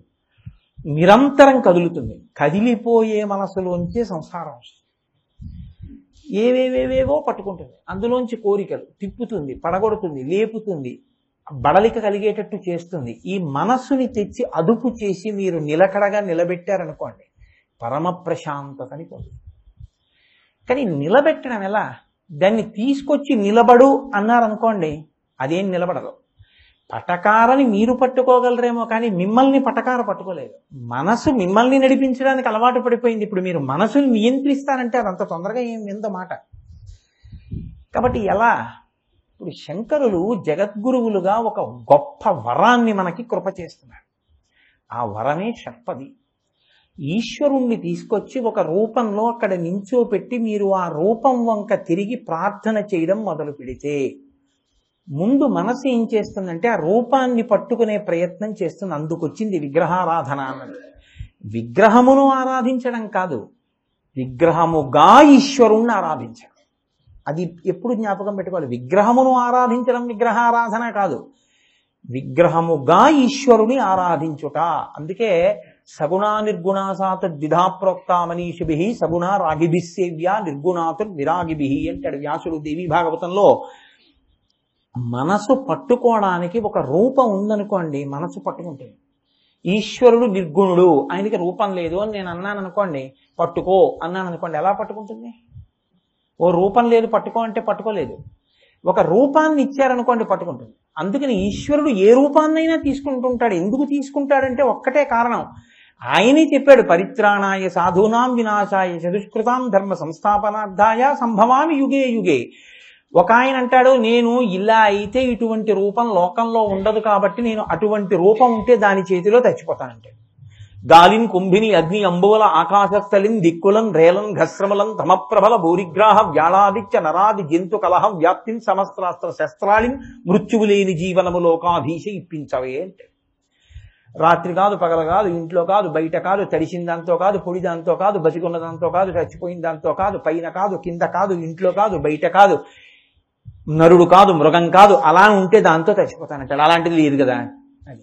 ఇప్పుడు ఆయన ఏం చేస్తాడు? వేదాహమేతం పురుషం మహాంతం ఆదిత్యవర్ణం తమసస్వపారే సర్వాణి రూపాణి విచిత్య ధీర నామాని కృత్వాభివదన్యదాస్తే. ఇటు ఒక పక్కన రాక్షసుల్ని శిక్షించాలి, అధర్మాత్ముల్ని, నమ్ముకున్నవాణ్ణి నిలబెట్టాలి. కాబట్టి ఎక్కడున్నాడయా అటువంటి వాడు? ఉన్నాడు. ఇందుగలడందులేడని సందేహము వలదు చక్రి సర్వోపగతుండి ఎందెందు గదకి చూచిన అందందే కలడు దానవగ్రని వింటే. ఇక్కడ అక్కడ అంతటా ఉన్నాడు. నేను అడిగినట్టుగా కనపడడుగా, అలాంటి వాడు లేడుగా. ఇది హిరణ్యకశిపుడి యొక్క ఆలోచన. ఇప్పుడు ఆయన ఏం చేశాడు? కింద కాదు, మీద కాదు, తొడల మీద, ఇంట్లో కాదు, బయట కాదు, గడప మీద, చచ్చిపోయింది కాదు, బతికున్నది కాదు, కోస్తే బాధ లేదు, పెరుగుతోంది కాబట్టి జీవం ఉంది గోళ్ల చేత. నరుడు కాదు, మృగం కాదు, నరసింహావతారం, పగలు కాదు, రాత్రి కాదు, అసుర సంధ్య వేళ. ఇటువంటి స్వరూపంతో తొడల మీద పెట్టుకుని సంహరించాడు. ఇప్పుడు సంహరించిన స్వరూపం కేవలం హిరణ్యకశిప సంహారమేనా? నరసింహోపాసన చేస్తే మీకు జ్ఞానం కూడా ఇస్తుందా? పుణ్యాత్ముల్ని రక్షించింది, ధర్మాత్ముల్ని రక్షించింది, రాక్షసుణ్ణి సంహారం చేసింది. ఆ నరసింహావతారం యొక్క కాళ్ళు పట్టుకుంటే మీకు జ్ఞానం కూడా ఇస్తుంది. ఇప్పుడు ఈశ్వరుడికి ఒక రూపం ఎందుకు వచ్చింది? ఆయన సరదా పుట్టిపుచ్చుకున్నది ఏం కాదు. నేను ఇలా ఉంటాను, ఫెయిర్ అండ్ లవ్లీ రాసుకుని ఇలా ఒకసారి వస్తానని ఆయన ఏం అనలేదు. అలా వస్తే చచ్చిపోతానని ఓ వెర్రేడోడు అన్నాడు. అలాంటి వాడు లేడు కదా అనుకున్నాడు వాడు. అంటే అప్పుడు ఆయన ఆ రూపాన్ని పొందాడు. ఆయన ఎందుకు పొందగలడు అంటే అలా పొందగలిగినటువంటి పరబ్రహ్మం అది. బంగారం అంటూ ఉంటే ఏదైనా అవుతుందండి. ఉంగరం అవుతుంది, రేపు ఈ 2 ఉంగరాలు చెరిపించేసుకుంటే ఓ కంకణం అవుతుంది. ఆ కంకణం చెరిపేసుకుంటే 2 చెవులకి 2 నేను కుండలాలు చేయించుకోవచ్చు. 2 కుండలాలు చెరిపించేసుకుంటే మెళ్ళలో గొలుసు చేసుకోవచ్చు. అబ్బో ఈయనకి చాలా ఉన్నాయని మీరు అనుకోవచ్చు. ఉన్నది ఆ కాస్త బంగారం కదా. కాబట్టి అసలు బంగారం ఉంటే ఎన్ని అయినా మారిపోతూ ఉంటుంది. ఈశ్వరుడు యొక్క స్థితి కూడా ఉంటే అది సత్, అది ఉంది కాబట్టి అది ఎన్నిటికైనా మారిపోతూ ఉంటుంది. ఇప్పుడు అలా మారిపోయేటటువంటి పరమేశ్వరుడు యొక్క నిర్గుణమైన స్వరూపాన్ని చేరుకోవడము అంటే దేన్ని పట్టుకుంటే, దేన్ని చూస్తుంటే, దేన్ని ధ్యానం చేస్తుంటే, దేన్ని ప్రార్థన చేస్తుంటే దానిలో కలిసిపోయి అది మీరైపోతారో, అది మీరు అదే అయిపోయి అహం బ్రహ్మాస్మి అయిపోతారో, తత్వమసి అయిపోతారో, దాన్ని ప్రార్థనగా తీసుకొచ్చి నిలబెట్టడం జగద్గురువుగా శంకరాచార్యులు వారు సాధించినటువంటి మహోత్కృష్టమైన విజయం షట్పదిలో. అందుకని ఆయన ఒక మూర్తిని తీసుకొచ్చి అక్కడ పెట్టారు ఎదురుగుండా. ఈ మూర్తిని నేను ఉపాసన చేస్తున్నాను, పిలుస్తున్నాను ఈ ప్రార్థనలో అన్నాడు. నేను మీకు ఇంకా బాగా ఉదాహరణ చెప్పాలి అంటే రామకృష్ణ పరమహంస మాటల్లో అయితే ఒక చక్కెర బొమ్మ అని ఉంటుంది. మా చిన్నతనంలో ఇచ్చేవారు, ఇప్పుడున్నాయో లేదో నాకు తెలియదు. ఏవో పేరంటాలకు ఎడితే ఇస్తే ఆ కుక్కలు కోళ్ళు అన్ని తింటుండేవాడు. అంటే నిజంగా కుక్కలు కోళ్ళు తిన్నాడు వీడు అనుకునేరు.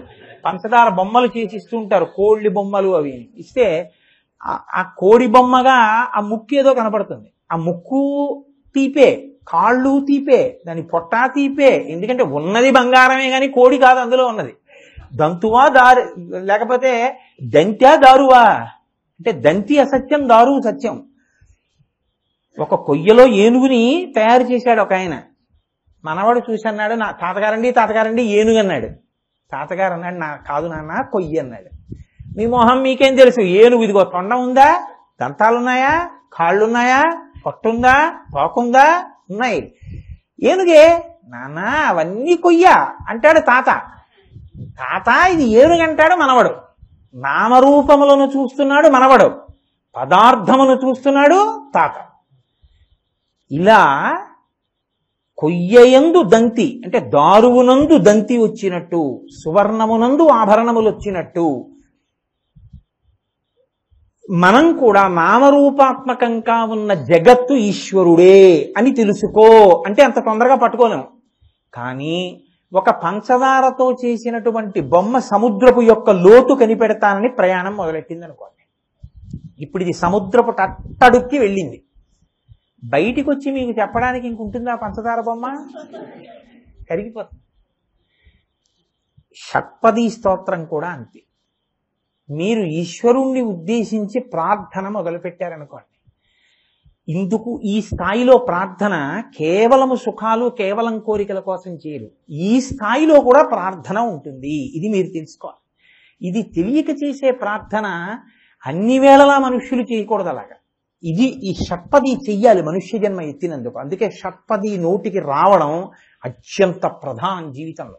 షట్పది రాదు నాకు నోటికి అన్నారనుకోండి, మనుష్య జన్మ యొక్క ప్రయోజనాన్ని సాధించుకోవడంలోనే ఎక్కడో పొరపాటు పడిపోయాడు అని గుర్తు. అంటే అసలు ఆ జన్మ ప్రయోజనం పోయినట్టే. మీకు ఎన్ని ప్రార్థనలు రానివ్వండి ఒకెత్తు, షట్పది రావడం ఒకెత్తు. నేను త్రికరణ శుద్ధిగా చెప్తున్నాను ఈ మాట. ఎందుకంటే శంకర భగవత్పాదులు అంత లోతైన భావములతో ఇచ్చారు ఆ ప్రార్థనని.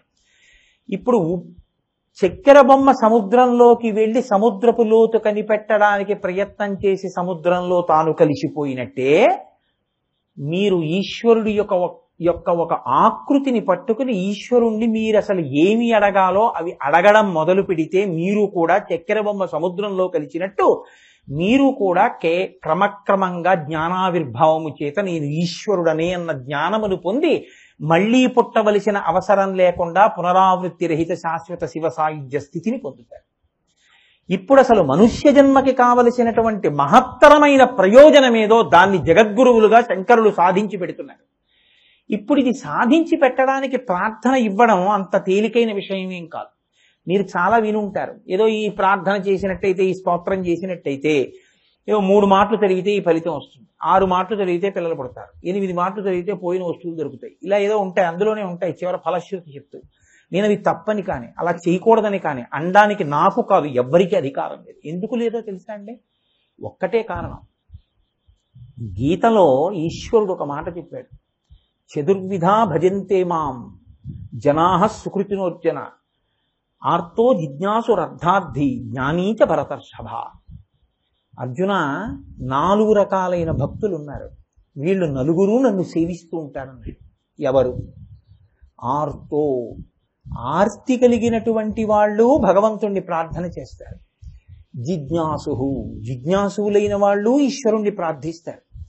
అర్థార్థి, డబ్బు కావాలనుకున్నవాడు ఈశ్వరుణ్ణి ప్రార్థిస్తాడు. జ్ఞానీచ, జ్ఞాని అయిన వాడు కూడా, అంటే ఈశ్వరుడికి జీవుడికి భేదం లేదని తెలుసుకున్నవాడు కూడా నన్నే ప్రార్థన చేస్తూ ఉంటాడు.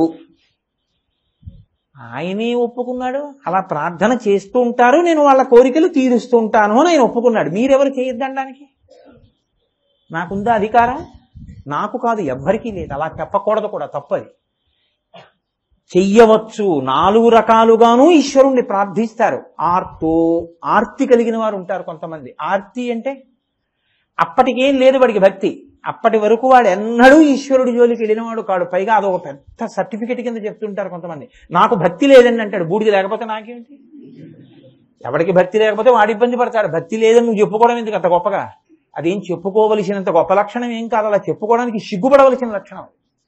ఒకటి ఆర్తుడు అంటే ఇత పూర్వం ఎన్నడూ ఈశ్వరుణ్ణి సేవించకుండా, లేదా ఏదో కించిత్ భక్తితో సేవించిన, పెద్ద నమ్మకం లేకుండా ఉండి, ఒక్కసారి ఏదైనా పెద్ద ప్రమాదము సంభవించినప్పుడు నువ్వు రాని పూర్తి నమ్మకంతో అప్పుడు పిలిచిన వాడెవరో ఆ సందర్భాన్ని బట్టి వాణ్ణి ఆర్తి కలిగిన వాడు అని పిలుస్తారు.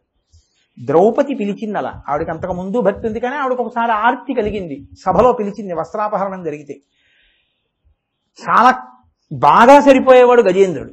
ఎప్పుడూ ఎన్నడూ ప్రార్థన చేయకపోయినా ఆ మొసలి వచ్చి ఏనుగుని పట్టుకున్న తర్వాత రాత్రులు, దివసంబులు, సంధ్యలు సలిపెన్ పోరొక్క 1000 సంవత్సరములన్నారు పోతన గారు. 1000 సంవత్సరములు యుద్ధం చేశాడు. అప్పుడు తెలుసుకున్నాడు. పృథుశక్తిన్ గజమాజల గ్రహముతో పెక్కేండ్ల పోరాడి సంశిథిలంబై తనలావు వైరిబలముంచింతించి మిథ్యామనోరథమింకేటికి దీనిగల్వ సరి పోరంజాలరాదంతు ఇట్లనే పూర్వపుణ్యఫల దివ్య జ్ఞాన సంపత్తితో. నేను ఈ మొసలితో యుద్ధం చేయలేనని తెలుసుకున్నాడు. అప్పటికి అందరూ వెళ్ళిపోయారు కూడా. మకరితోడపోరు మాతంగ విభుని ఒక్కరి నిడించిపోవ కాళ్ళు రాక కోరి చూచుతుండే కుంజరీయూధంబు మగలు తగులు కారె మగువలకును. భార్యలు తప్ప ఎవ్వరూ లేరు, అందరూ వెళ్ళిపోయారు. ఆయనకేం తక్కువ మంది భార్యలు అనుకుంటున్నారా? 10,00,000 కోటి కరణీనాథుండనయ్యుండి మద్దానంభ పరిపుష్ట చందనలతంత ఛాయలందుండలేక నీరాశ ఇటేల వచ్చిది కదో భయం బిట్లో కదే ఈశ్వరా అని చెప్పుకున్నాడు. 10 లక్షల కోట్ల మంది భార్యలు ఆయనకి. అంటే పిల్లలును సైన్యము పరివారం ఎంత ఉంటారో మీరు ఆలోచించండి.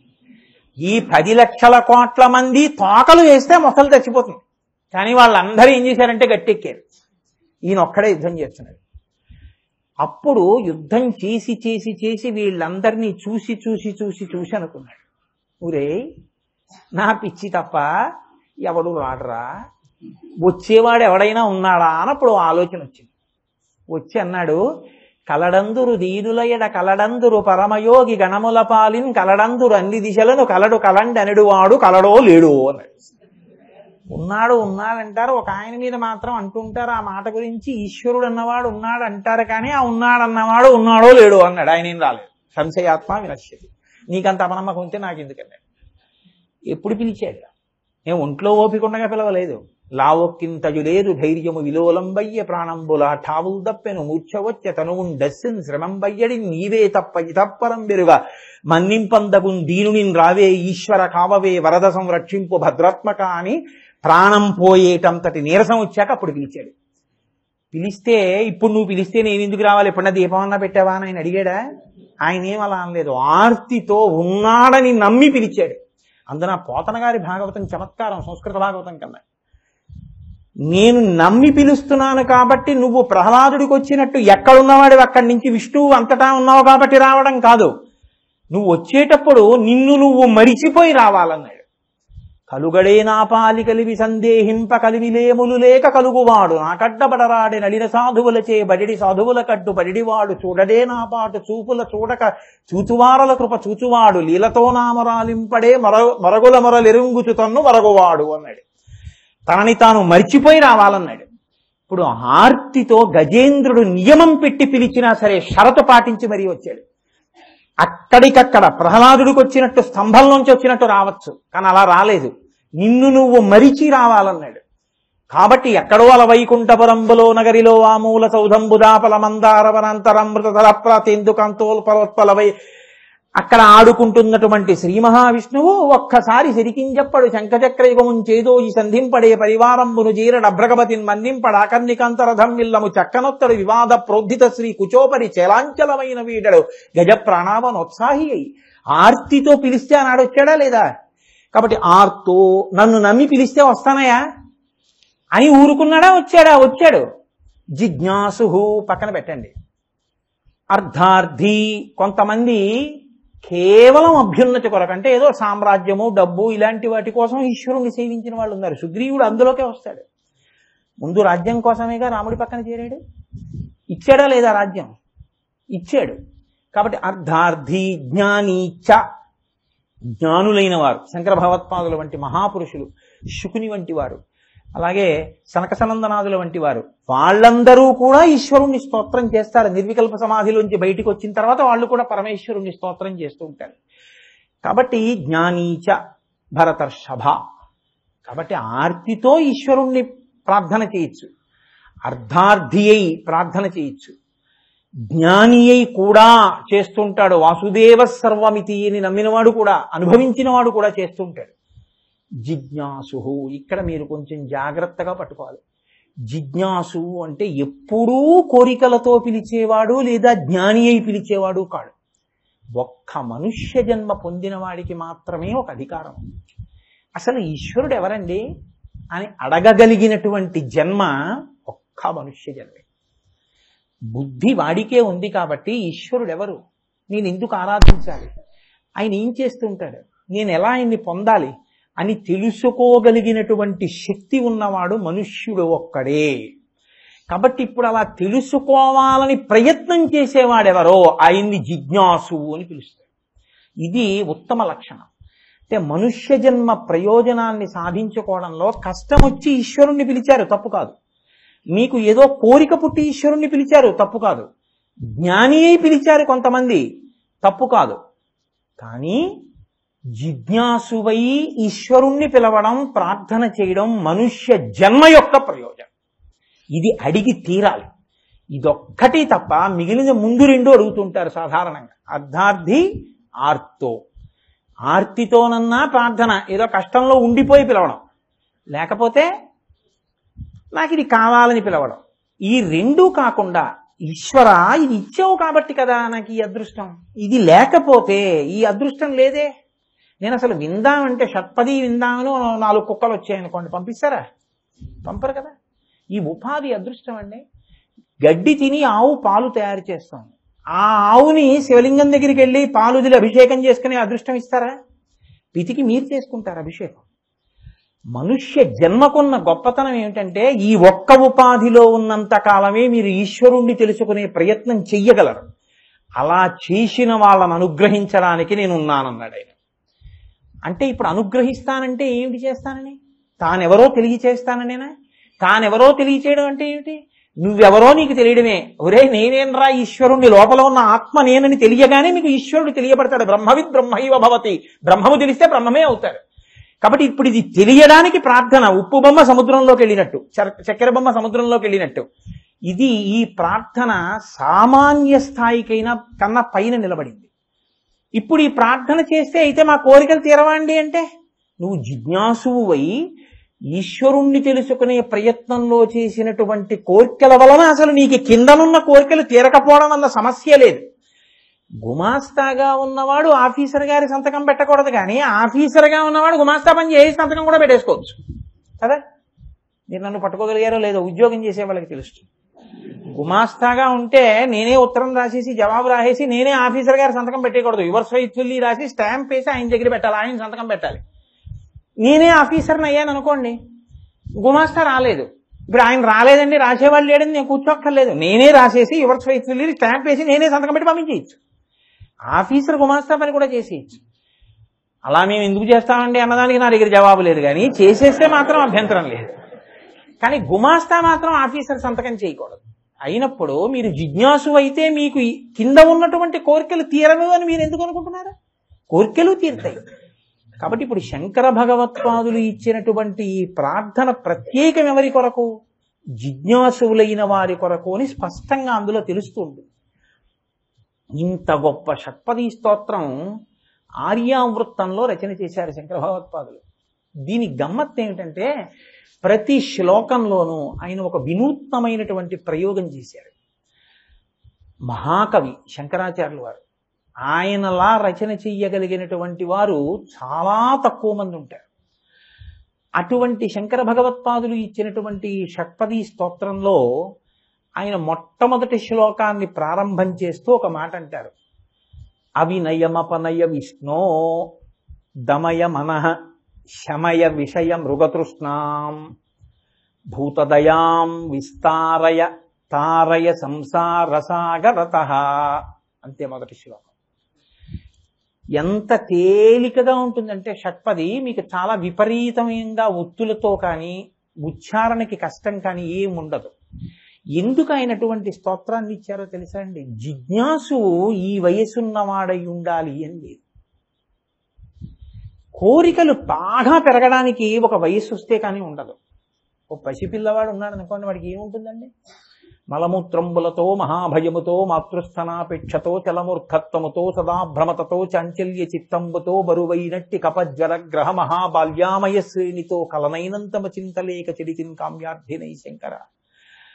ఏదో ఎప్పుడు అమ్మ అమ్మ అమ్మ అమ్మ తప్ప ఇంకేం కావాలి? ఇంకేం ఉండదు. కానీ యవ్వనమంకురించగనిమది అన్యుల నెట్టులను ఆశ్రయించుటో పరమ పావనులంతు పరిపాలకులను నుతియించుటెట్టులో జీవికి విత్తమే భువిని శాశ్వతమంతు అదిట్లు కూర్చుటో ఎయ్యది ఏది దారి అని ఎంచుతూ బుచ్చితి నయ్య శంకర. యవ్వనం వచ్చేటప్పటికి శరీరంలో బలం ఉండేటప్పటికి డబ్బు ఎలా సంపాదించాలి, ఇళ్ళు ఎలా కట్టాలి, ఆస్తులు ఎలా సంపాదించాలి, భార్యను ఎలా సుఖపెట్టాలి, నేను ఇన్ని భోగాలను భవించాలి, ఎన్ని కోరికలు నిప్పురవ్వలు పుట్టినట్టు వస్తాయి నెగడులోంచి. ఇన్ని కోరికలు పుట్టినప్పుడు యవ్వనంలో ఉంటాడు సాధారణంగా. పసితనంలో అన్ని కోరికలే ఉండవు. అందుకే గణపతి ఎప్పుడు బాలగణపతే, పిల్లాడిగానే ఉంటాడు. పిల్లాడికి చూడండి, ఇప్పుడు మీరు జబలాడితే కోపగించుకుంటాడు, మూతి ముడుచుకుని అక్కడ పోయి కూర్చుంటాడు. మీరు మళ్ళీ పిలిచి వాడికి ఏం పెద్ద బంగారం గొలిసివ్వక్కర్లేదు, వాడికి ఇచ్చిన వాడికి అసహ్యం కూడా, ఇవన్నీ నాకు ఎందుకు తెంపేస్తాడు వాడు. మీరు చాక్లెట్ ఇస్తే వాడికి పరమ సంతోషం, మీకు గజారోహణం చేయించేస్తాడు వాడు, అంత ఆనందం వాడికి. చాలా చిన్నదానికి తృప్తి పొందుతాడు. అందుకే కదండి గడ్డి బరకేస్తే పొంగిపోతాడు. అది ఆ బ్రహ్మతత్వం మనకున్నటువంటి లక్షణం. అటువంటి మహానుభావుడు పసిపిల్లవాడి రూపంలో గణపతి ఉన్నట్టే జిజ్ఞాసువు ఎప్పుడు ఉండాలి అంటే చెప్పడం కుదరదు. భగవంతుడి గురించి తెలుసుకోవాలన్న ఆసక్తి ఏ వయసులో వస్తుందండి అని నన్ను అడిగారు అనుకోండి, అసలు బతికున్నన్నాళ్ళు రాకపోవచ్చండి అంట. అదేంటండి అంత మాట అంటారు అన్నారనుకోండి, నేనన్నట్టు పోతన గారు అన్నారు, చచ్చుచు పొట్టుతును మరల చెర్విత చెర్వినలైన వారికి జెచ్చర పొట్టునే పరుడు చెప్పిననైన నిజెచ్చరైన ఏమిచ్చిననైనా కానలకు ఏగిననైన హరిప్రబోధముల్. మరి అరణ్యాలు గడితే మాత్రం ఎన్ని జన్మలెత్తితే మాత్రం పునరపి జననం పునరపి మరణం పునరపి జనని జడరే చయనం జహసంసారే బహుదుస్తారే కృపజాపారే పాహిమురారే అనలేడు వాడు. పుడుతుంటాడు చస్తుంటాడు, పుడుతుంటాడు చస్తుంటాడు. ఒక్కొక్కడి జన్మకి ప్రయోజనమే ఉండదు. తినడానికి బతుకుతాడు, తిన్నందుకు పడుకుంటాడు, పడుకున్నందుకు లేస్తాడు, తింటాడు, తిన్నాడు కాబట్టి మళ్ళీ పడుకుంటాడు, అంతే. ఎప్పుడో ఊపిరి అయిపోతుంది. కాబట్టి ఎప్పుడు వస్తుందండి ఈశ్వరుడు గురించి తెలుసుకోవాలి అంటే? దానికి ఏం 18 ఏళ్ళకి ఓటు హక్కు వచ్చినట్టు ఇన్నేళ్ళు వస్తే తెలుసుకోవాలని ఉంటుందని ఏమి ఉండదు. 5 ఏళ్ల పిల్లాడికి రావచ్చు, 50 ఏళ్లప్పుడు రావచ్చు, ఇంకా ఊపిరి ఆగిపోయే ముందు రావచ్చు. జిజ్ఞాసువుగా మారడం అన్నది ఎప్పుడు వస్తుందో ఎప్పుడైనా రావచ్చు. కాబట్టి స్తోత్రం ఎవరికి? ఇప్పుడు ఈ స్తోత్రం చదువుకుంటే పెళ్ళి అవుతుందండి అన్నాను అనుకోండి, అది పట్టుకెళ్ళి మీరు మీ అబ్బాయి 3 ఏడు వాడికి ఇవ్వరుగా. వాడికి ఎందుకు? ఎవరికి ఇస్తారు?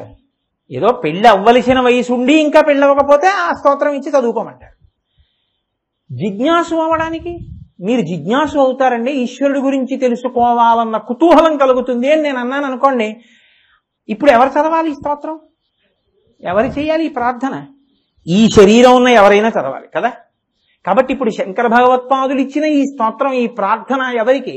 అందరికీ. అందరికీ అయితే అందులో ఒత్తులు ఎక్కువ ఉంటే పిల్లలు ఎలా చదువుతారు? కాబట్టి ఆ ప్రార్థన ఎలా ఉండాలి? అందరూ చదివేటట్టు ఉండాలి కదా. దాని ప్రయోజనం అదైతే మీరు జిజ్ఞాసువు కొరకు ప్రధానంగా ఉద్దేశించి ఉంటే, జిజ్ఞాసు ఏ వయసులో ఉంటాడో మీకు తెలియకపోతే, ఎవడు ఎప్పుడు జిజ్ఞాసు అవుతాడన్నది చెప్పడం కుదరకపోతే, ఎప్పుడు ఎవడైనా చదువుకునేటట్టుగా ప్రార్థన ఉండాలి. పైగా జిజ్ఞాసువుగా తయారు చేసేదై ఉండాలి చదువుకుంటే. కాబట్టి ఆ శ్లోకాలు అంత అందంగానే పెడతాయి. పసిపిల్లలు, చిన్నపిల్లలు కూడా చదువుకోవడానికి వీలుగా ఆయన రచన చేశారు.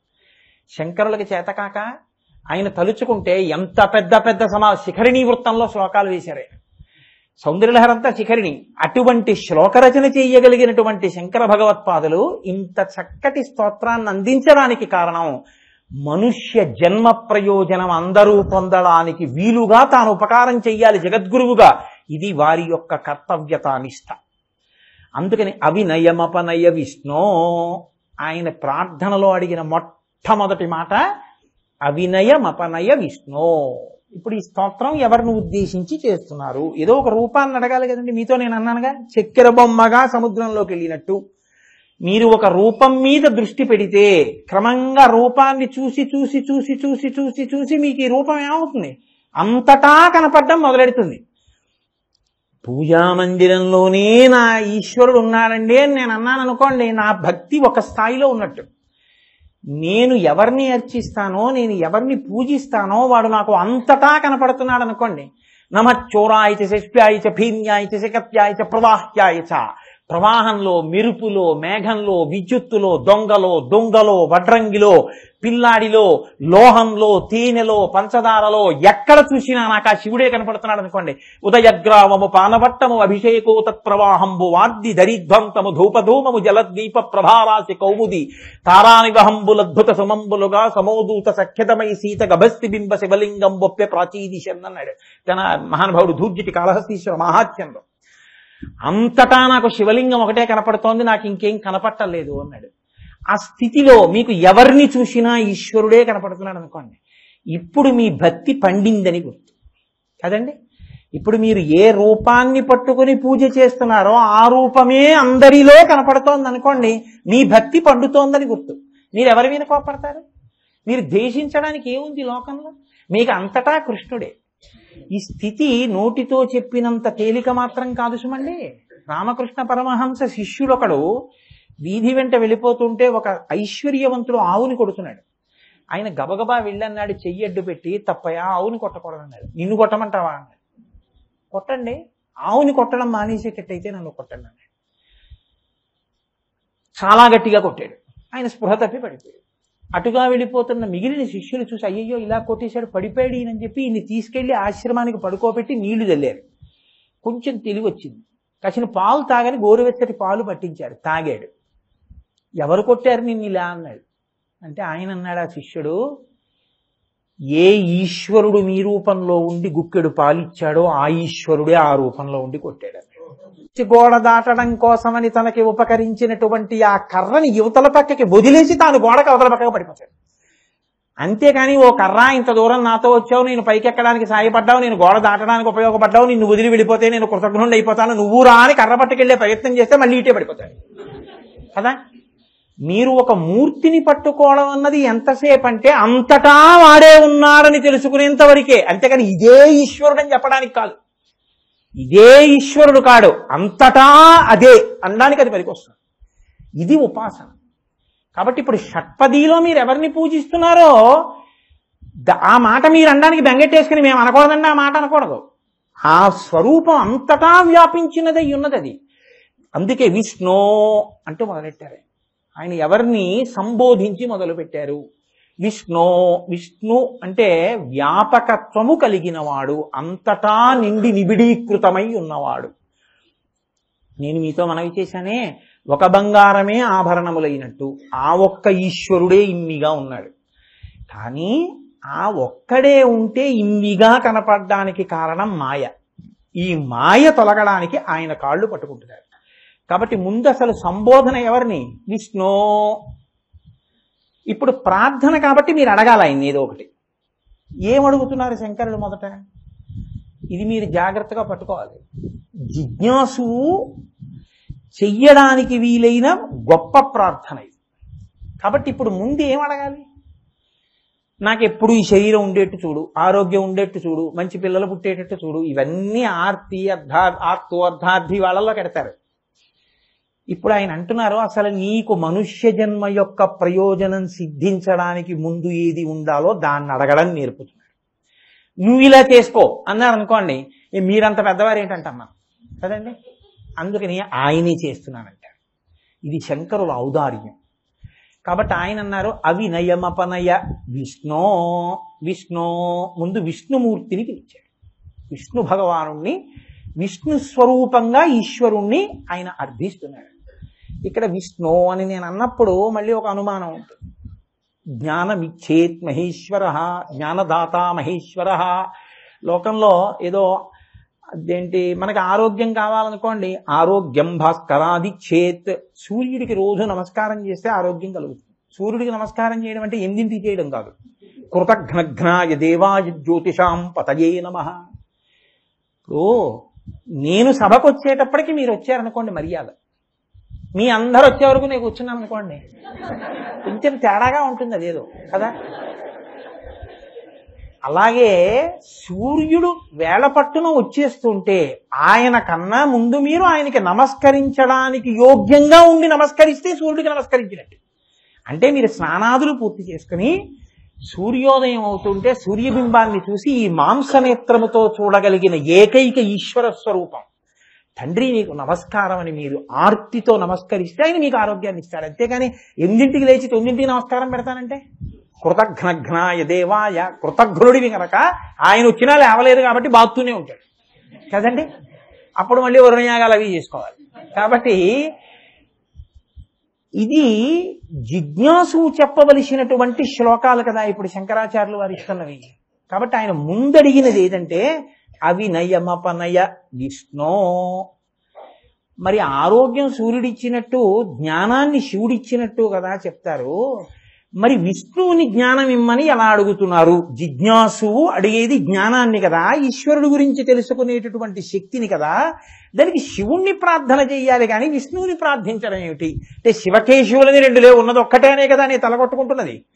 అయినా పోని శివ అంటే వచ్చిన నష్టం ఏమిటి? విష్ణు అనడం ఎందుకు? అంటే మీరు ఒకటి జ్ఞాపకం, ఇంత గహనంగా ఎంత గంభీరంగా మాట్లాడతారండి ఆయన. విష్ణువు కేవలము స్థితికారుడు అంటే కేవలము మిమ్మల్ని రక్షించేవాడు మాత్రమే కాదు, ఆయన మహానుభావుడు, జ్ఞానప్రదాత. అసలు లోకంలో జగద్గురు అన్న మొట్టమొదటి బిరుదునామం పొందినటువంటి వాడు శ్రీ మహావిష్ణువే. కృష్ణం వందే జగద్గురుం. కృష్ణ భగవానుడికే జగద్గురు అని పేరు. ప్రస్థానత్రయంలో భగవద్గీతని బోధించిన వాడు కృష్ణ పరమాత్మ. ఆయన ఇవ్వకపోవడం ఏమిటి జ్ఞానాన్ని? మీరు ఆ కాలడీ వెళ్ళి చూస్తే శంకర భగవత్పాదుల యొక్క ఆరాధ్య దైవం, కులదైవం శ్రీకృష్ణ భగవానుడు. ఆయన యువతలకి తీసుకొచ్చి ఆ నదిలో, పూర్ణానదిలో యువతల బొడ్డుకి తీసుకొస్తున్నప్పుడు అమ్మగారి కోసమని కృష్ణ భగవానుడి దేవాలయం కొట్టుకుపోతుంటే, ఏమయ్యా మీ వాళ్ళందరూ కొలిచారు, నేను నా వరదల్లో వెళ్ళిపోతోంది గుడి, స్వామి నిన్ను తెచ్చి ఇక్కడ పెట్టుకుంటానని ఒడ్డుకు తెచ్చి ప్రతిష్ఠ చేసుకున్నారు శంకరాచార్యుల వారు. పరమకృష్ణ భక్తుడైన మహావైష్ణవుడు శంకరాచార్యుల వారు.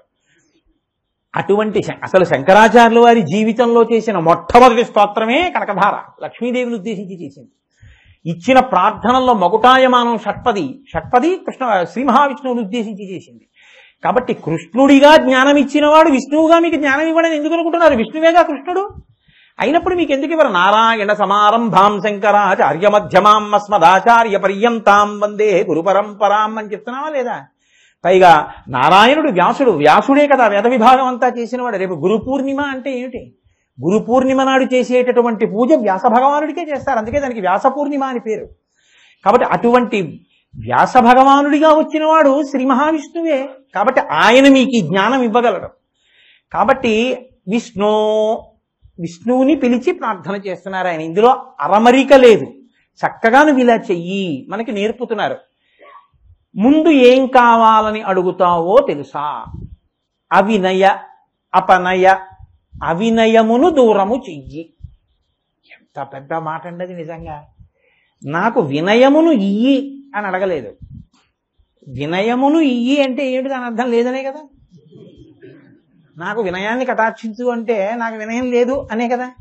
అసలు నాకు వినయం లేదు అన్నవాడు ఈశ్వరుణ్ణి ప్రార్థించే ఉద్దేశం ఉండదు వాడికి. ఇంకా ఆయన్ని నేనేటంటే అడిగేదంటాడు. ఏది ఉందని తెలుసుకున్నవాడైతే ప్రార్థిస్తాడు. అవినయం ఎక్కువగా ఉందండి, నాకు అహంకారం ఎక్కువగా ఉందండి అన్నవాడైతే స్వామి ఇది తీసేవయ్యా అని అడుగుతాడు కదండి. దీనివల్ల నేను బాధపడుతున్నాను, ఇది నాకు ఉండకూడదు నా దగ్గరుంది, ఇది పోవాలనుకున్నవాడైతే జిజ్ఞాసు. ఏది ఉండకూడదో తెలుసుకున్నాడు. అసలు ఉండకూడని ఏది తన దగ్గర ఉందో అది తెలుసుకోకుండా ఉన్నవాడు అహంకారంతో ఉన్నవాడు నాకు అహంకారం ఉందంటాడండి ఒక్కనాటికి అంటాం. కాబట్టి జిజ్ఞాసు అయితే అవినయం ఉందని తెలుసుకుని ఉండాలి, అంతేగాని వినయం ఉందని బుకాయించాడు. అవినయమే నాకు ఉందంటాడంటే, అవినయము అంటే వినయము లేకుండుట. వినయము లేకపోవడం అన్నది నాకుంది, వినయం లేకపోవడం అన్నది నాకుందంటే ఇప్పుడు నాకేముంది? అహంకారం ఉంది. దీన్ని ఏం చేస్తావు? అపనయ, ఉపనయ అంటే దగ్గరికి తీసుకురావడం, ఉపనయనము అంటే గురువు గారికి సమీపానికి తీసుకెళ్ళడం, ఉపవాసము, ఉపనయనము, ఉపవాచకము, వాచకమునకు దగ్గరగా ఉంటుంది కాబట్టి ఉపవాచకము. ఉప అంటే దగ్గరికి తీసుకెళ్ళడం, దూరంగా చేసేయడం. అపనయ విష్ణో, ఓ శ్రీ మహావిష్ణు నన్ను అవినయమునకు దూరము చెయ్యి అంటే నన్ను దేనికి దూరంగా ఉంచుతావు? అహంకారమునకు దూరముగా ఉంచు. నాకు ముందు ఏది కలగాలో తెలుసా స్వామి? నాకు వినయాన్ని కటాక్షించు. నీకు వినయం ఇవ్వడము అంటే కొత్తగా ఇచ్చేది ఏమి ఉండదు ఇంకా వినయం ఇవ్వడానికి. ఇప్పుడు పగలు రావాలండి, ఏం జరగాలి? చీకటి పోవాలంతే. పగలు కొత్తగా రావడం ఉండదు, ఉన్న చీకటి పోతే పగలు. తమసోమా జ్యోతిర్గమయ, చీకటి పోతే వెలుతురు. సూర్యుడు వస్తే చీకటి ఉండదు, సూర్యుడు లేకపోతే వెలుతురు ఉండదు. అది వస్తే ఇది ఉండదు అంతే. ఇది ఎందుకుంది? అది లేకపోవడం వల్ల ఉంది. అది వచ్చిందనుకోండి ఇది ఉండదు. వినయం వచ్చిందనుకోండి అవినయం ఉండదు. కాబట్టి ఉన్నది ఏది? అవినయమే ఉంది. అసలు ఏమండి నాకు చాలా అహంకారంతో బాధపడుతున్నానండి అని ఎవరైనా అన్నాడు అనుకోండి, మీరు వెంటనే ఓ పూలదండో పంచెల చాపో ఇవ్వాలండి. ఆ మాట ఒక్కనాటికి అంటారు.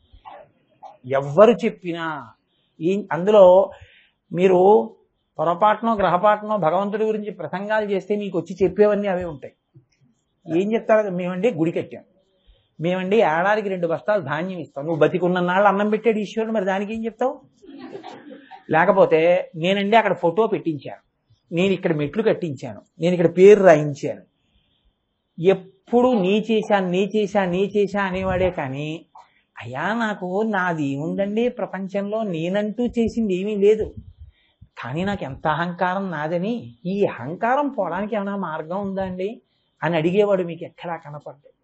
శంకరులు ఇది గుర్తించారు. అసలు ముందు పల్లంగా ఉంటే కదండి నీరు నిలబడ్డాం. ఎత్తుగా ఉన్నదాని మీద మీరు ఎన్ని నీళ్ళు వస్తే నిలబడతాయి? ముందు అసలు వినయం వస్తే ఏదైనా వచ్చి నిలబడుతుంది. అసలు సమస్త విద్యల యొక్క ప్రయోజనం ఏమిటో తెలుసా అండి? వినయమే. ఆ వినయం అన్నది లేకపోతే ఎన్ని చదువులు ఉండనివ్వండి అవి నిరర్ధకమే, అవి పనికొచ్చేవి కావు. అందుకే గురువుకి శిష్యుడికి మధ్య ఉండేటటువంటి అనుబంధంలో మొదటి చెప్పే మాట ఏమిటంటే గురువు గారికి వినీతుడు, శిష్యుడికి వినీయుడు. వినయాన్ని గురువుగారు నేర్పుతారు, శిష్యుడు గురువు గారి దగ్గర వినయం నేర్చుకుంటాడు. అసలు నేను ఎంతటి వాడినండి, నాకు ఏం తెలుసండి అని మీరు అనగలిగారు అనుకోండి చాలు, మీరు తరించడానికి కావలసిన ప్రధానమైన లక్షణం మీ దగ్గర ఉంది అని గుర్తు. నాకు తెలియకపోవడం ఏమిటండి అన్నారనుకోండి, నాకు తెలుసుకోవలసిన అవసరం ఏముందండి అన్నారనుకోండి చాలు. ఎంత ప్రమాదకరమైన వస్తువు ఉండాలో అంత. ఇప్పుడు చెట్టు ఉందండి, దానికి ఒక తొర్ర ఉంది. చెట్టుని ఇలా చూస్తే అబ్బాయి ఎంత బాగుందో, చెట్టు ఎంత అందంగా ఉందో అనుకుంటున్నారు. లోపల నిప్పు రాజుకుంటోంది, తొర్రలో అంటుకుంటోంది తొర్రని. ఇప్పుడు ఆ చెట్టు ఏమైనా సంతోషంగా ఉంటుందా? కాసేపట్లో కాలిపోతుంది తన తొర్రంతా. చెట్టు తొర్రంతా కాలిపోయిన తర్వాత పెద్ద కన్నం పడుతుంది. కన్నం పడ్డ తర్వాత చిన్న గాలి వేస్తే అంత చెట్టు పడిపోతుంది.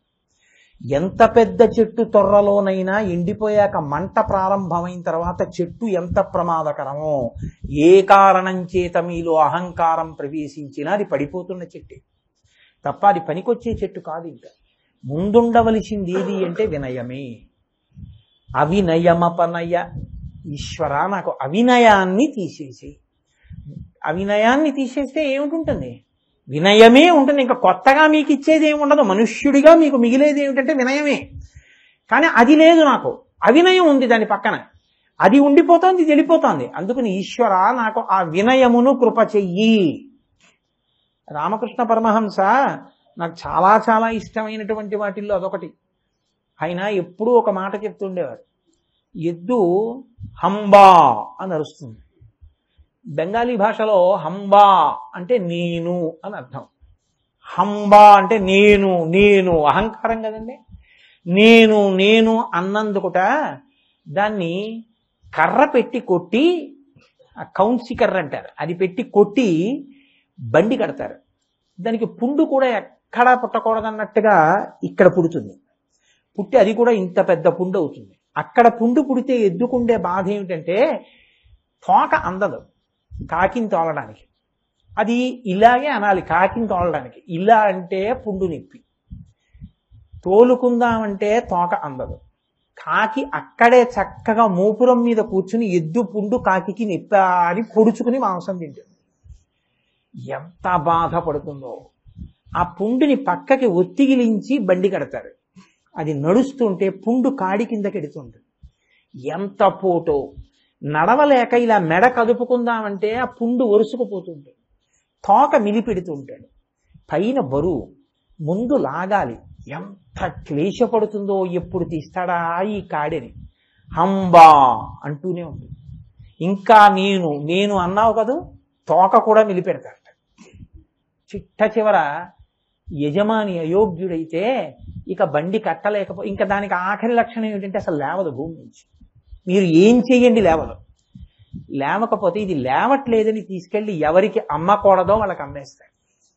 వాళ్ళు ఆ ఊపిరి ఉండగానే కోసేస్తారు.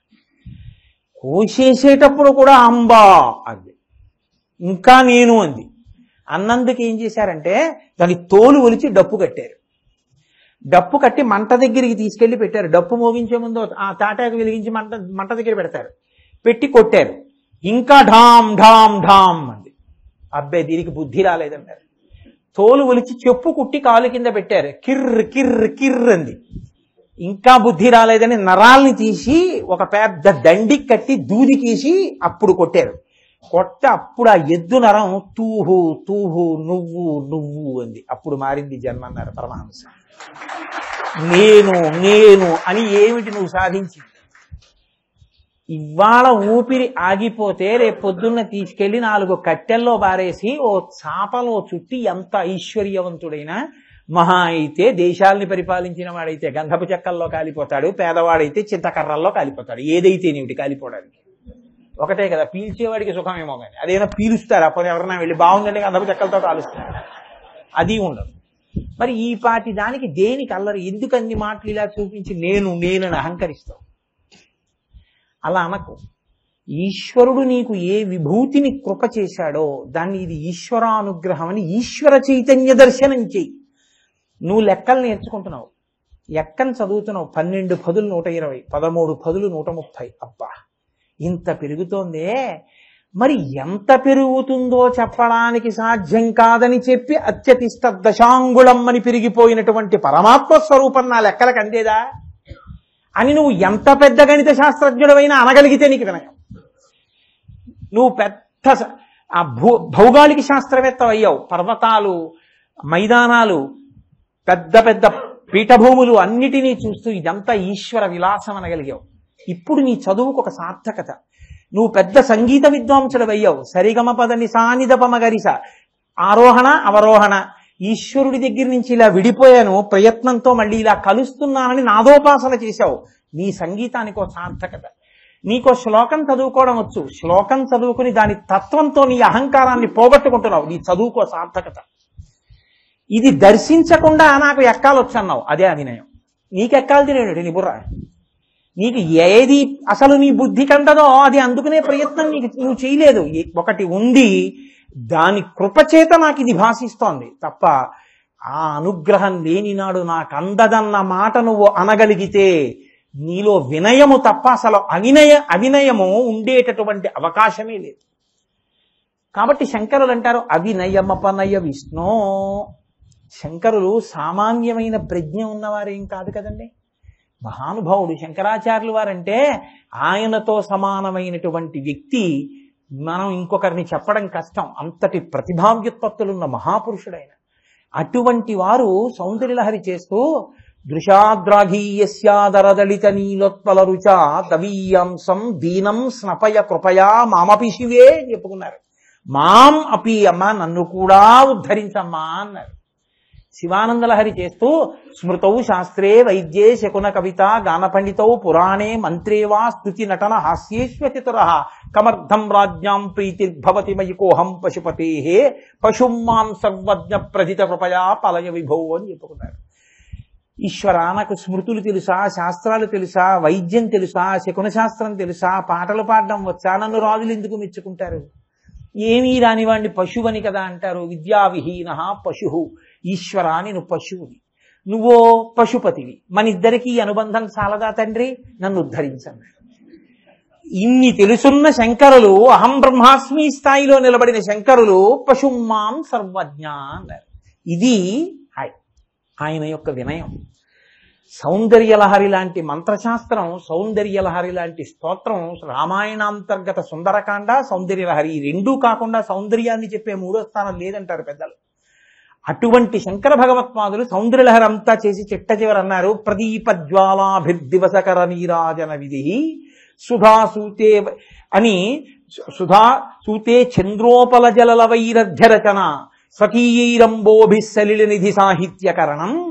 అమ్మా, సూర్యుడికి నీరాజనమిస్తే ఎలా ఉంటుందో అలా, చంద్రకాంత శిలలో ఉండేటటువంటి నీటితో చంద్రుడికి అర్ఘ్యమిస్తే ఎలా ఉంటుందో అలా, సముద్రం దగ్గరికి వెళ్ళి సముద్రంలో నీళ్లు తీసి సముద్రంలోనే విడిచిపెడితే ఎలా ఉంటుందో అలా, అమ్మా నువ్విచ్చిన వాక్కులతో నేను పలికాను కానీ నేను కొత్తగా చెప్పడం ఏమిటమ్మా అన్నారు ఆయన. వినయానికి పరాకాష్ఠ శంకర భగవత్పాదులు. కాబట్టి ఏది ఉంటే మనుష్య జన్మ తరిస్తుందో బాగా తెలుసున్నటువంటి వారు. ఎందుకంటే పరోపదేశ వేళాయాం సర్వే వ్యాసపరాశరాహ. ఇంకోటికి చెప్పమంటే నాలాంటి వాళ్ళందరూ వ్యాసుడు పరాశరులాగే చెప్పేస్తారు. నిజ జీవితంలో వినయం లేకుండా ఉండద్దు. నేను చెప్పడం కాదు, శంకరులు చెప్పాలి. చెప్తే మహానుభావుడైన. అందుకని ఆయన అంటున్నారు, అవినయమపనయ విష్ణో, ఈశ్వర నాకు ఈ అవినయమును దూరము చెయ్యి. అదొక్కటి ఉండడం వల్ల నేను ఎంత ఇబ్బంది పడిపోతున్నానో, అన్నీ నేనే, నాదే, నా అంత గొప్పవాళ్ళు లేడు అని విర్రవీగి ఎన్ని తప్పులు చేసేస్తున్నానో తండ్రి, నాకు ఆ వినయం తీసేవయ్యా. శంకరులు ఈ మాట చెప్పడాన్ని మీరు చాలా జాగ్రత్తగా గుర్తుపెట్టుకోవాలి. ఏదో స్తోత్రం అవినయం తీసేయమన్నారండి, వినయం ఇచ్చేయమన్నారండి అని చెప్పడం ఒక్క నిమిషం పని, అది కాదు నా ఉద్దేశ్యం. శంకరులు ఆ మాట అనడం వెనకాతల ఉన్నటువంటి వైశిష్ట్యాన్ని ఆవిష్కరించడం, జన్మ ప్రయోజనం అంతా అక్కడే కదండి. అందుకే కదా మొదట జరిగారు. శ్రీరామాయణం రామచంద్రమూర్తి నరుడిగా ఈ భూమండలం మీద కదిలినటువంటి మహానుభావుడు. అటువంటి రాముడు విశేషంగా అహంకరించడానికి అన్ని విధాల అనుకూలమైనటువంటి సమయం ఒకటి ఏర్పడింది రామాయణంలో. ఒకటి పసితనం, చిన్నతనమైన. ఎందుకంటే పసితనంలో అంత పెద్ద పరిణితి ఉండేటటువంటి అవకాశం తక్కువ. ఏకవస్త్రధరో ధన్వీ శిఖీ కనకమాలయ అన్నాడు మారీచుడు. బ్రహ్మచారిగా ఉన్నాడు, పిలక పెట్టుకుని ఉన్నాడు, చిన్న కోదండం ఒకటి పట్టుకున్నాడు. విశ్వామిత్ర మహర్షి ధనుర్వేదాన్ని ఉపదేశం చేశారు. మారీచ సుబాహుణ్ణి తాటకిని చంపి మారీచుణ్ణి మానవాస్త్రంతో దూరంగా కొట్టాడు. అందరూ పొగిడారు. పొగట్ట మనిషిలో అహంకారాన్ని తీసుకొచ్చేటటువంటి ప్రథమ సాధన. పొగిడారు అనుకోండి, నా అంతవాణ్ణి నేను అనుకుంటాడు ఎవరైనా సరే. అదేంటంటే అంతవాణ్ణి నేను ఎక్కడ అవుతానండి, నాకెందుకు అని ఎవరంటారు. అందుకే ఆయన చాలా సద్బ్రాహ్మణుడండి, గొప్ప ఉపాసన కలిగిన వాడు. ఎలాగా ఆయన ఉపాసన పాడు చేయలేమంటే, ఆయన ఉపాసన పాడు చేసేయాలంటే ఒక్కటే మార్గం, ఆయనకు సన్మానం చేసేయండి అన్న. ఒక్క సన్మానం చేసి ఓ సన్మాన పత్రం రాసి ఇచ్చేసారనుకోండి, అంతే. అన్ని రామాయణం, భారతం, భాగవతం పక్కనెట్టి ఇది చదువుకుంటూ. కాబట్టి సన్మానం అంత ప్రమాదం ఇంకోట్లేదు. దాన్ని చాలా జాగ్రత్తగా ఈశ్వర పాదాల దగ్గర విడిచిపెట్టేయాలి. మీ బిరుదులన్నీ మీకు గుర్తున్నాయనుకోండి, అంతకన్నా పాడైపోవడానికి మార్గం ఇంకోటి ఉండదు. కాబట్టి రామచంద్రమూర్తి పసితనంలో, అంటే చిన్నవాడిగా ఉన్నప్పుడు ఎవరూ సాధించలేని పనిని సాధించాడు ఆయన. మారీచుణ్ణి కొట్టాడు, తాటకిని చంపాడు, సుబాహువుని చంపాడు. ఋషులు పొగిడారు, దేవతలు పొగిడారు. ఇప్పుడు అహంకారం రాకుండా ఉంటుందండి. మరునాడు ఉదయం విశ్వామిత్రుడు పిలిచాడు. గురువు అంటే అది. రాత్రి పడుకోనిచ్చాడు. ఎందుకంటే రాత్రి పడుకున్న తర్వాత లక్ష్మణుడితో కలిసి పడుకుంటాడు. ఏదైనా మంచి గొప్ప విజయం సాధించి పడుకుంటే ఇంకా మీకు సంతోషం, ఎంత సంతోషమో రాత్రుల్లో, అబ్బా ఎలా చేశాను అనుకుంటారు కదా. బా తలకెక్కిందా చూశాడు. మరునాడు ఉదయం పిలిచాడు. రామా ఇలా రా అన్నాడు. కాసేపు ఆగండి గురుగారు అంటాడేమో. ఇప్పుడు తన స్థాయి వేరుగా ఆలోచిస్తాడే. రాముడు గబగబా వచ్చి చేతులు కట్టుకుని అన్నాడు, ఇమౌస్మము నిషాద్దోలా కింకరౌ సముపస్థితౌ ఆజ్ఞాపయ యథేచ్ఛం వై శాసనం కరవామకిం. మీ కింకరులు మీ ముందు నిలబడ్డారు మహర్షి, మీరు ఎలా ఆజ్ఞాపిస్తే అలా ఆజ్ఞాపించండి, మీ పని చేయడానికి సిద్ధంగా ఉన్నానండి. అంత వినయంతో రామచంద్రమూర్తి నిలబడ్డారు కాబట్టే మహితాత్ముడయ్యాడు. ఎంత వినయం! ఆయన పాదములకు ఉన్నటువంటి పరాగము తగిలి ఆయన మీద గాలి సోకి అహల్య శాప విమోచనాన్ని పొందింది. అహల్యకి రాముడు నమస్కారం చెయ్యాలా, రాముడికి అహల్య నమస్కారం చేయాలా? మొదటి నమస్కారం రాముడు అహల్యకి చేశాడు. రాఘవౌతు తతస్తస్య అని మొట్టమొదట తానే ఆవిడ పాదములు పట్టుకుని నమస్కారం చేశాడు. అంటే ఒక ఋషిపత్ని తన ఎదురుగుండా కనపడినప్పుడు, తాను పిల్లవాడిగా బ్రహ్మచారిగా ఉన్నప్పుడు ఒక నరుడు ముందు తాను నమస్కారం చెయ్యాలి తప్ప నా వలన శాప విమోచనమైందని తాను నిలబడ్డాన్ని కూడా రాముడు అంగీకరించలేదు. వినయానికి ఎంత పెద్ద పీట వేశారో చూడండి. అందుకే రాముడి పాదములు పట్టుకున్నటువంటి హనుమ మళ్ళీ మీకు అదే వినయం. 100 యోజనముల సముద్రాన్ని గడచి వెళ్ళలేక కొన్ని లక్షల మంది వానరులు అవతల ఒడ్డున ఉండిపోతే ఒక్క హనుమ మాత్రమే సీతమ్మ తల్లి దర్శనం చేసి రామచంద్రమూర్తి ఉంగరాన్నిచ్చి ఆవిడ యొక్క దుఃఖం నుంచి ఆవిడికి ఉపశాంతి కల్పిస్తే, ఆ తల్లి ఎవరొస్తారయా 100 యోజనముల సముద్రాన్ని దాటి ఈవలి ఒడ్డుకని అడిగితే, నిజమేనమ్మా ఎవరొస్తారమ్మా, అందరు అవతల పక్కన పడుకున్నారు, నేను ఒక్కడే వచ్చానమ్మా అన్నారు. ఆయన అన్నారు, అమ్మా మద్విశిష్టాశ్చ తుల్యాశ్చ సంతి తత్ర వనౌక సహా మత్త ప్రత్యవరహ కశ్చిన్నాస్తి సుగ్రీవ సన్నిధౌ అన్నారు. అమ్మా సుగ్రీవుడి దగ్గర నాతో సమానులు ఉన్నారు, నాకన్నా అధికమైన బలవంతులు ఉన్నారు, నాకన్నా తక్కువవాడు నేను తప్ప ఇంకోడు లేరమ్మా. ఎందుకంటే రాజులు రాణి దగ్గరికి ఏదైనా కార్యం మీద ఎవరినైనా పంపించేటప్పుడు అందరికన్నా తక్కువవాడు ఎవరున్నారో వాడిని పంపిస్తారు. నన్ను రాముడు నీ దగ్గరికి పంపించాడంటే ఇంకా నాకన్నా పనికి మాలినవాడు ఉంటాడమ్మా, నేనేనమ్మా అందరికన్నా తక్కువవాడిని. ఇంకొకడు అనగలడండి ఈ మాట సుందరకాండలో. హనుమ కాబట్టి అనగలిగారు. అందుకు కదా వా బీజాక్షరంతో ప్రారంభమైంది. తతో రావణ నీతాయా సీతాయా శత్రుకర్షణ అంటూ. అంతటి మహితాత్ముడు, అన్నెన్ని సాధించిన వాళ్ళు మేమెంతటి వాళ్ళం అన్నారు. నువ్వు ఎంతటి వాడివని నేను అంతటి వాడిని అంటున్నావు. అలా అనకు, అలా అనద్దు. అలా అనద్దంటే నువ్వెవరంటావు, ముందే వస్తుంది అహంకారం. అందుకని ఆయన ఈశ్వరుణ్ణి ప్రార్థన చేయమన్నారు. వినయం అంత తేలిగ్గా వచ్చేసేదేం కాదు. ఉన్నదేదో పోవాలని అడుగు. అవినయం వచ్చి కూర్చుంది. అవినయమపనయ విష్టో, ఈశ్వర నాకు అవినయమును తీసేసేయి. అది కాని తీశావా నా మనుష్య జన్మ సార్థకత పొందేస్తా. మహానుభావుడు పుట్టపర్తి నారాయణాచార్యుల వారు బహుభాషావేత్త, ఇన్ని గ్రంథాలు రచన చేశారు. ఆయన శివతాండవం చేస్తే ఆ శివతాండవాన్ని చదివి విశ్వనాథ సత్యనారాయణ గారు ఏకంగా పుట్టపర్తి నారాయణాచార్యులు గారిని ఎత్తి భుజాల మీద వేసుకుని గంతులు వేశారట శివతాండవం జరిగితే. అంత గొప్ప రచన చేసిన మహానుభావుడు వృద్ధాప్యంలోకి వెళ్ళిపోయిన తర్వాత ఆయన్ని ఆకాశవాణి వారు అనుకుంటాను, ఆయనతో ముఖాముఖి నిర్వహిస్తూ ఆయన ప్రశ్న అడిగారు, ఈ వయస్సులో మీరు ఏం తెలుసుకున్నారు ప్రధానంగా. ఆయన చాలా అందమైన మాట ఒకటి అన్నారు. ఆయన అన్నారు, అహమేవ పండితాహ. నేను చిన్నప్పుడు అనుకునేవాడిని ఇంత సంస్కృతం వచ్చు, ఇంత తెలుగు వచ్చు, ఇన్ని విషయాలు తెలుసు, నాకు ఇన్ని గ్రంథాలు రచన చేశాను కదా అని అహమేవ పండితాహ, నేను ఒక్కడనే పండితుడిని అనుకునేవాడిని, నా అంత పండితుడు ఎవరు అనుకునేవాడిని. ఇప్పుడు ఈ వయస్సు వచ్చిన తర్వాత ఏం తెలుసుకున్నానంటే నాహం పండితాహ, నేను పండితుడిని కానని తెలుసుకున్నాను. అది కదండి జీవితం పండడం అంటే, అది కాదు వినయం అంటే. అవినయమపనయ విష్ణో, ఈశ్వరుడు కృప వహించాడు ఆయన యందు. అందుకని ఆ మాట ఆయన గుండె లోతుల్లోంచి పైకి వచ్చింది. అందుకని సరస్వతీపుత్రుడయ్యారు మహానుభావుడు. అది రాగలగాలి, నేను ఎంతటి వాడినండి అనగలగాలి. అంతే తప్ప నా అంతటి వాడెవరండి అనడానికి అజ్ఞానం చాలు. నేను ఎంతటి వాడినండి అనడానికి చాలా చాలా సాధన కావాలి. మహాత్ములు అని మీకు కీర్తింపబడిన వారెవ్వరూ అహంకారులు కారు. మీరు చూడండి లోకంలో మహాభారతంలో ధర్మరాజు గారికి అంత పెద్దపీట వేస్తారు, అంత పెద్ద స్తోత్రం చేస్తారు. విరాట పర్వంలో అసలు ధర్మరాజు గారి గొప్పతనం ఏమిటో చెప్తుంది భీమసేనుడితో ద్రౌపదీదేవి చెబుతూ. ఆయన గురించి ఓ మాట అంటుంది, యవ్వని వాకిట నిభమద పంకంబు రజభూషణ రజో రజినడగు, యవ్వని చారిత్రమెల్లలోకములకు నొజ్జయై వినయంబు నరపుగరపు, యవ్వని కడగంట నివ్వటిల్లడి చుట్కి మానిత సంపద లినుచుండు, యవ్వని గుణలతలు 7 వారాసుల కడపటి కొండపై కలయబ్రాకు, అతడు భూరి ప్రతాప మహాప్రదీప దూర విఘటిత గర్వాంధకార వీర వైరి కోటీర మణివేష్టితాంఘ్రితలుడు కేవలమర్చుడే ధర్మసుతుడు అని అడుగుతుంది. ఎంత పెద్ద మాట అండి. యవ్వని వాకిట నిభమద పంకంబు రజభూషణ రజో రజినడగు. ఒక రాజు అహంకరించడానికి ఇంకంతకన్నా ఇంకోటి లేదు. ఏ మహానుభావుడి ఇంటి ముందు మదజలములు స్రవిస్తున్నటువంటి ఏనుగుల యొక్క మందలు నిలబడి ఘీంకరిస్తుంటే భూమి తడిసిపోతుందో ఏనుగుల మదజలముల చేత, అక్కడ రాజులైనటువంటి వారు ధర్మరాజు గారి దర్శనానికి తొందరపడి పరుగు పరుగున లోపలికి వస్తుంటే ఒకరి ఆభరణములు ఒకరికి తగిలి ఒరిపిడికి వాళ్ళ ఆభరణములకు ఉన్న మణులు గుండెయి జారి కింద పడిపోతే ఆ మణుల యొక్క గుండ చేత తడిసిపోయినటువంటి మదజలములన్నీ కూడా కప్పబడ్డాయో, ఆ భూమి మళ్ళీ ఎండిందో, అంతటి మహితాత్ముడయా ధర్మరాజంటే యవ్వని వాకిట నిభమద పంకంబు రజభూషణ రజో రాజినడగు యవ్వాని చారిత్రమెల్లలోకములకు నొజ్జయై వినయంబు నరపుగరపు. ఏ మహానుభావుడి యొక్క చారిత్రము నడవడి ఉందే, మహాత్ములైన వారిని చూస్తే ఇంత గొప్పవాడై కూడా ఇలా వంగి నమస్కారం చేస్తాడే, ఆ ధర్మరాజు గారి యొక్క వినయము లోకములకు గురువై కూర్చుందయా. యవ్వని కడగంట నివ్వటిల్లెడి చొక్కి మానిత సంపద లీనుచుండు.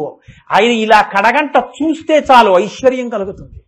యవ్వని గుణలత లేడువారాసుల కడపటి కొండపై కలయబ్రాకు సప్త సముద్రములను దాటి మేరుపర్వతం వరకు అల్లుకున్నాయో ఎవరి గుణాలు, ఎవరి యొక్క తేజస్సు, ఎవరి యొక్క పరాక్రమం అనేటటువంటి వెలుతురు ముందు వైరివీరులైనటువంటి వారి యొక్క పరాక్రమం వలన చీకట్లు ఎగిరిపోతాయో అటువంటి వాడయా ధర్మాత్ముడు.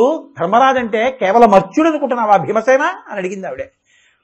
అంతటి ధర్మరాజు గొప్పతనం ఎక్కడుందంటే యవ్వని చారిత్రమెల్లలోకములకు నొజ్జయై వినయంబు నరపుగరపు. ఎన్ని ఉన్నా ఎవడు వినయంతో ఒదిగి ఒదిగి ఉంటాడో, చేతకాని వాళ్ళ ఉంటాడో వాడు వినయశీలి, వాడు పూజనీయుడు, వాడు మహితాత్ముడు. పల్లం ఉన్న చోటికి అన్నీ వచ్చి నిలబడతాయి, ఎత్తుగా ఉన్న చోటి నుంచి అన్నీ జారిపోతాయి. తలిలా ఎత్తిన వాడి యందు నిలబడేది ఉండదు, తలిలా దించిన వాడికి పోయేది లేదు, అన్నీ వాడిలోకి చేరుతాయి. కాబట్టి ఈశ్వర, నాకు నువ్వు కృప చెయ్యవలసింది ఏమిటో తెలుసా? నేను నిన్ను మనసారా కోరేదేదో తెలుసా? అవినయమపనయ విష్ణో. మహానుభావ, నాకు అవినయమును తొలగత్రోయి, నాకు అవినయము లేకుండా చూడు, దాన్ని దూరంగా ఉంచు. అందులో మీరు చెప్పడానికి పెద్ద కష్టమైన మాట ఏముండదు, ఒక్క ఒత్తు లేదు.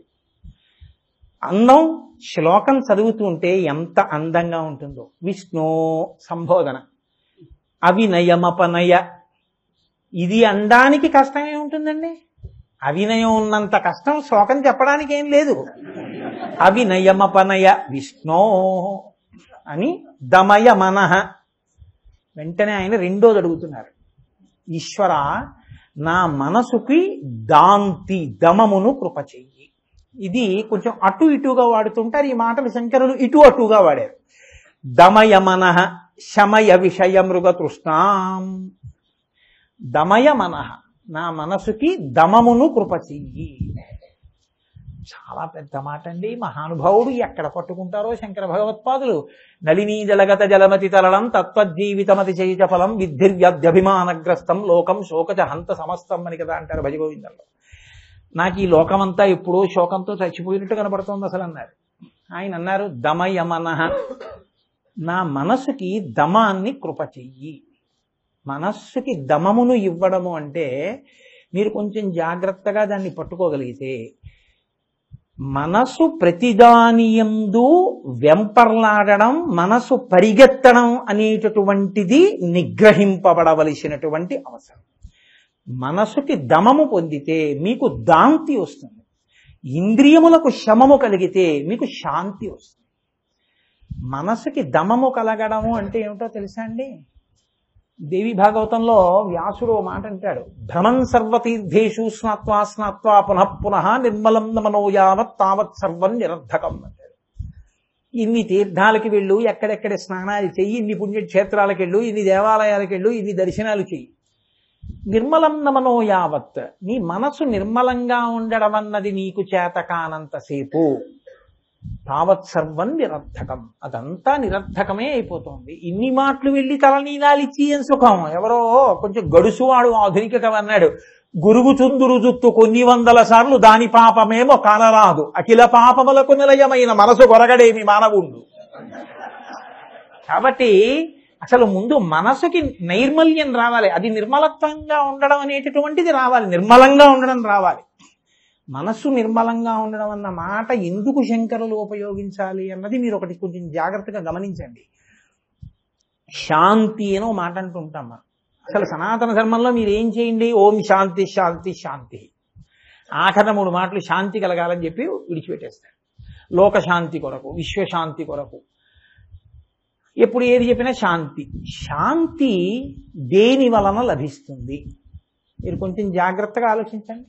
శాంతిని మీకు ఇయ్యగలిగినది ఏది? మనస్సే. మనస్సే ఇవ్వాలి శాంతి. మీకు ఏది శాంతినివ్వదు. మీకు 100 కోట్లు ఉన్నాయనుకోండి, 101 కోటి, అంటే కోట్లు అంటే నా ఉద్దేశం ద్రవ్యం, 100 కోట్లున్నా ఇంకా దాని మీద ఏదో తగ్గిందని, ఎవరికన్నానో మీరు తక్కువ అని వాడు ఏడుస్తూనే ఉంటాడు. అప్పుడు ఎన్నింటి వాడు ఏమైనా సుఖపడుతున్నాడని మీరు అనుకుంటున్నారా? ఆయన ఏం ప్రశాంతంగా ఉన్నాడని మీరు అనుకుంటున్నారా? ఏమీ ఉండడు. ఎప్పుడు ప్రశాంతంగా ఉంటాడో తెలుసా అండి?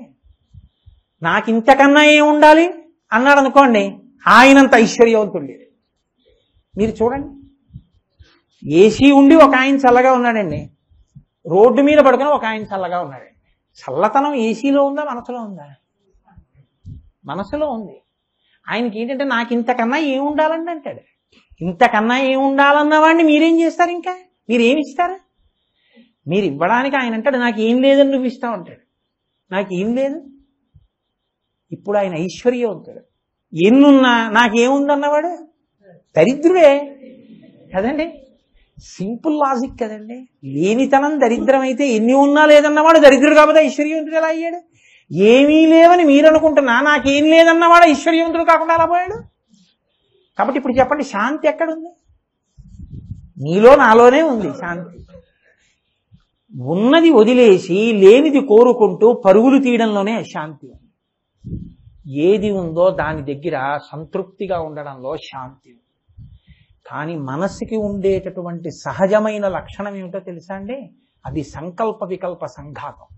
అది ఎప్పుడూ పరిగెడుతుంది. మీకు నేను రేపు ఉదయం ధూర్జటి కాళహస్తీశ్వర శతకం ప్రారంభం చేస్తాను కదా. శంకర భగవత్పాదులు మనసు మీద ఎన్ని చేశారో, త్యాగరాజస్వామి ఎన్ని చేశారో, దీక్షితరు వారు ఎన్ని చేశారో, శ్రీకాళహస్తీశ్వర శతకంలో ధూర్జటి కూడా అలా చెప్పుకున్నాడు. తమకం బొప్ప పరంకనాజనుల పరద్రవ్యంబులం మృత్యులింగ మహోద్యోగము చేయునే మనము దాని మట్టి వైరాగ్య పాశంబులం చుట్టి బిగించి నీ చరణస్తంభంబునం కట్టివైచి ముదంబెన్నడు కల్గజేయ కదబో శ్రీకాళహస్తీశ్వర. సదామోహాటవ్యాం చరతి యువతీనాంకుచగిరౌరటత్యాసా శాఖా స్ఫటతి ఝడిత స్వైరమభిత అని శంకరాచార్యుల వారి శివానంద లహరిలో అన్నారు. ఏ మహాత్ముడు చెప్పినా ఆ మనసు గురించి. నా గుండె చూపిస్తారు ఏదో స్క్రీన్ మీద, నా కళ్ళు చూపిస్తారు, నా లోపల ఏదో ఊపిరితిత్తులు చూపిస్తారు, నా మనసు ఎవరు చూపించలేరు. కానీ మీ శాంతికి అశాంతికి అదే కారణం, మీ మోక్షానికి మీ బంధనానికి అదే కారణం. మన ఏవ మనుష్యానాం కారణం బద్ధమోక్షయోహో. ఇంద్రియాణి బలిష్టాని ననియుక్తాని మానదా అపక్వస్య ప్రకుర్వంతి వికారాం స్థాననేకశః. మనస్సు ఎలా చెప్తుందో అలా పరిగెడుతుంటాయి ఇంద్రియాలన్నీ.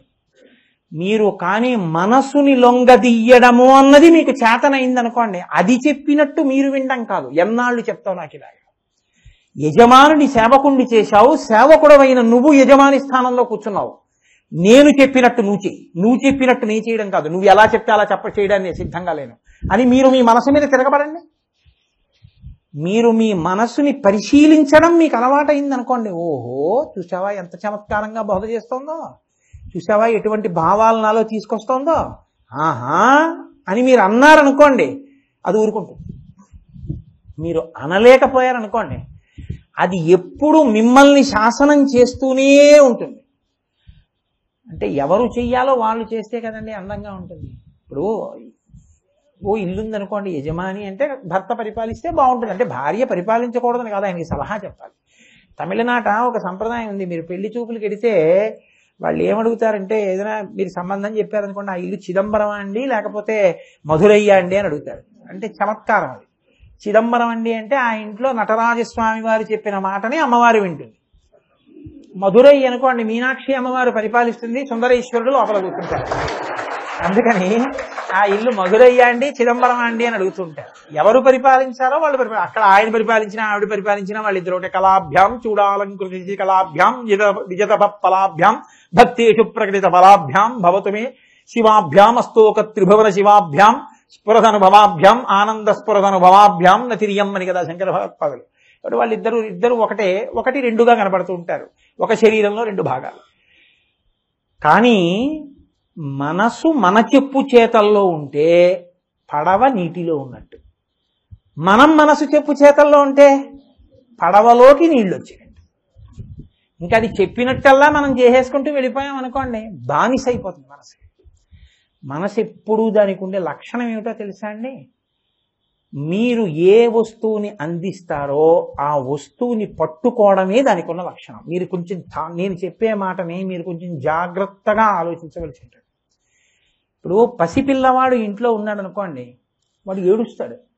ఏడవడం వాడి లక్షణం, వాడు ఏడవకుండా ఉండడం. మీరు బ్లేడ్ ఎట్టుకెళ్ళి ఇచ్చారనుకోండి ఆడుకోమని, లేకపోతే ఏదో యజమాని రేజర్ పట్టుకెళ్ళి ఇచ్చారనుకోండి ఆడుకోమని, వాడు ఒళ్ళు కోసేసుకుంటాడు. మీరు వంకాయ పట్టుకెళ్ళి ఇచ్చారనుకోండి వాడు ఆడుకోమని, వాడు కాసేపు ఆ ముచ్చి కట్టుకుంటాడు, ఆ వంకాయ నోట్లో పెట్టుకుంటాడు, పైకి తీస్తాడు, దాన్ని నొక్కుతాడు, కింద పడేస్తాడు, ఆడుకుంటాడు, ఆడతాడు. కాసేపు ఆగిన తర్వాత వాడికి అనుమానం వస్తుంది, అమ్మ నన్ను ఏమార్చింది అని తెలుసుకుంటాడు. తెలుసుకుని వాడు ఏం చేస్తాడంటే ఆ వంకాయ అవతల పారేసి ఎడుపు మొదలు. మీరు ఇప్పుడు హైదరాబాద్ నుంచి కాకినాడ తిరిగి వచ్చేసిన టికెట్ పట్టుకెళ్ళి ఇచ్చారనుకోండి, కాసేపు మళ్ళీ దాన్ని అటు తిప్పి ఇటు చూసి నోట్లో పెట్టుకుని మీద వేసుకుని ఆడుకుని చింపేశాక అమ్మ నన్ను ఏమార్చింది అని మళ్ళీ ఏడుస్తాడు. అమ్మ ప్రమాదరహితమైన వస్తువులను వాడికి ఇచ్చి వాడికి పాలు పట్టి నిద్రపోయేటట్టు చేస్తాడు. రుద్రాక్షైర్భసితేన దేవవపుషో భవద్భావనా పర్యంకే వినివేశ్య భక్తి జననీం భక్తార్భకం రక్షతి అంటారు శివానంద లహరిలో శంకర భగవత్పాదులు. మీరు మనసు కూడా పసిపిల్లవాడు ఎలా ఉంటాడో అలాగే ఉంటుంది. ఎప్పుడు ఏడుస్తుంది, ఎప్పుడు ఏదో ఒకటి అడుగుతూ ఉంటుంది. దానికి మీరు కూడా మార్చి ఏం చేస్తుంటాం, ఏం తోచట్లేదు అదొకటి అంటుంటారు. కావలసినంత వాంగ్మయం ఉంది చదవడానికి, తోచకపోవడం ఏమిటి నా బుర్ర, ఎలాగో అలా టైం కిల్ చేశానండి అంటే నువ్వేం చేయగల, time kills you, not that you can kill the time. టైంని మనం ఏం చేయలేం, అదే మన చంపేస్తాం. కానీ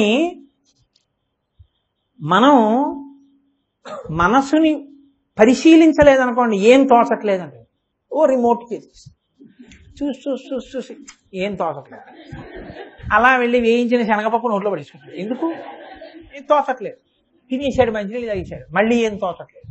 ఇప్పుడు ఇంకో టేప్ రికార్డర్ ఏదో పెడతాడు, చెవులకి ఏవో పెట్టుకుంటాడు, అయిపోయింది, తోచట్లేదు.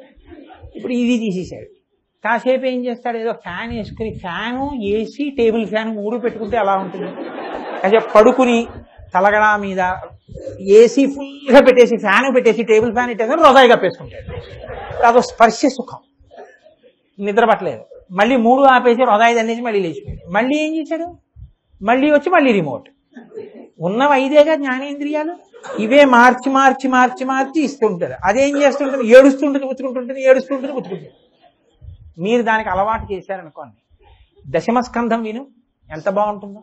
పోతన గారి భాగవతం చదవడం మొదలుపెట్టు, రోజు 2 పద్యాలు బాగా చదువు అని మీరు అన్నారనుకోండి, అది చిత్రం ఏమిటో తెలుసా అండి, పిల్లవాడు పాలగిన్నె చూపించినట్టు, ఎవరెత్తుకున్నా అమ్మనే చూసినట్టు. అది ఏం చేస్తుందంటే కాసేపు ఆగి ఇవాళ 2 శ్లోకాలు చదవాలి కదా భాగవతంలో అంటుంది. అది ఎలా ఉంటుందంటే దానికి ఇష్టం లేకపోయినా అది ప్రతిస్పందిస్తుంది మనసు మొదట్లో, దానికి ఆ లక్షణం ఉంటుంది. క్రమక్రమంగా అది ఏం చేస్తుందంటే భాగవతం చదవడంలో ఇష్టాన్ని చూపిస్తుంది, ఈశ్వర దర్శనంలో ఇష్టాన్ని చూపిస్తుంది, భగవత్ ప్రసాదంగా భోజనం చేయడాన్ని ఇష్టపడుతుంది, మీరు వైదికంగా ఉండడాన్ని ఇష్టపడుతుంది, సత్యం పలకడాన్ని ఇష్టపడుతుంది, శౌచాన్ని ఇష్టపడుతుంది. ఇప్పుడు మనసు ఏం చేసింది, దానిదేం కాదు తప్పు ఎక్కడుంది, మనస్సుని ఎలా వాడాలో తెలియకపోవడంలో వచ్చింది సమస్య అంతా. మీ పిల్లవాడే కదా అని చెప్పి పుట్ట దగ్గరే ఆడుకోవడానికి వెళ్తున్నాడు అనుకోండి, మీరు ఒప్పుకుంటారా? పిల్లల వేళ్ళు పెసరకాయల్లా ఉంటాయి, వాళ్ళు పాకడం వచ్చి కొద్దిగా నిలబడ్డం రాగానే ముందు చేసే పని ఏమిటంటే ఈ 2 వేళ్ళు తీసుకెళ్లి ప్లగ్ కన్నంలో పెడతారు. పిల్లలు కొంచెం గోడలు పట్టుకుని నిలబడ్డం రాగానే తండ్రి ఏం చేస్తాడు, గబగబా పట్టుకొచ్చి ప్లగ్ల కన్నాలన్నీ మూసేస్తాడు. ఎందుకని పిల్లాడు వేలు పెట్టకుండా. పిల్లవాడికి ఎంత జాగ్రత్తగా నువ్వు ప్రమాదకరమైన విషయములు అందకుండా నువ్వు సిద్ధపడుతున్నావో, అలా నీ మనసు కూడా ప్రమాదకరమైన వస్తువుల వైపుకి వెళ్ళడానికి వీలు లేకుండా నిగ్రహించుకొని దానికి ఒక ఆలంబనాన్ని ఇవ్వాలి. ఏమీ చెయ్యొద్దన్నారు అనుకున్నది ఒక్కనాటి కూరుకోరు. చాలా మంది ఏమంటారంటే నోరు ముయ్యి అలా కూర్చో, ఒక్కనాటి కూర్చోడు, మనసుతో వెళ్ళిపోతాడు. కాదు, ఆలంబనం ఇవ్వాలి. మీరు ఒక ఆలంబనం ఇవ్వాలి. మీరు చక్కటి గ్రంథాలు పఠనం చేశారనుకోండి, మంచి విషయాలు చూడడం అలవాటైందనుకోండి, చక్కటి పరిశీలన దానికి మీరు అవకాశంగా ఇచ్చారనుకోండి, అది ఏం చేస్తుందంటే దానికి అలవాటు పడిపోతుంది. అలవాటు పడిపోయి అదే పని చేస్తూ ఉంటుంది. ఇప్పుడు అది మిమ్మల్ని ఏం చేస్తుంది? ఉద్ధరిస్తుంది. అదే మనసు మిమ్మల్ని ఉద్ధరించింది. ఇదే మనసు మీరు ఇవ్వకూడని ఇచ్చారనుకోండి, రేదరిస్తే ఒళ్ళు కోసుకుంటుంది. ప్లగ్ కన్నాలు ముయ్యకపోతే వేళ్ళు పెట్టి షాక్ కొట్టుకుంటుంది. పసిపిల్లవాడు ఎంతో, మనసు కూడా అంతే. కానీ పసిపిల్లవాడు ఉండాలి పిల్లలు తొక్కని పక్క. ఒక వయసు వచ్చిన తర్వాత బరువు. కొత్తగా పెళ్ళయిన తర్వాత ఏదో 6 నెలలో ఏడాదో పిల్లలు పుట్టకపోతే బాగుంటుందేమో, కానీ 10 ఏళ్ళు అయిన తర్వాత కూడా పిల్లలు తొక్కకుండా ఇంట్లో పక్క చక్కగా అందంగా అలాగే ఉంది, వేసిన పక్క వేసినట్టంటే ఏడుస్తారు తల్లిదండ్రులు. ఆ పక్క తొక్కే పిల్లాడు లేడని. అలాగే మనసు ఉండకూడదని మీరు ఎప్పుడు అనకూడదు. మనసుని నిర్వీర్యం చేస్తాననకూడదు. అందుకే శంకర భగవత్పాదులు గొప్ప మనస్తత్వ శాస్త్రవేత్త.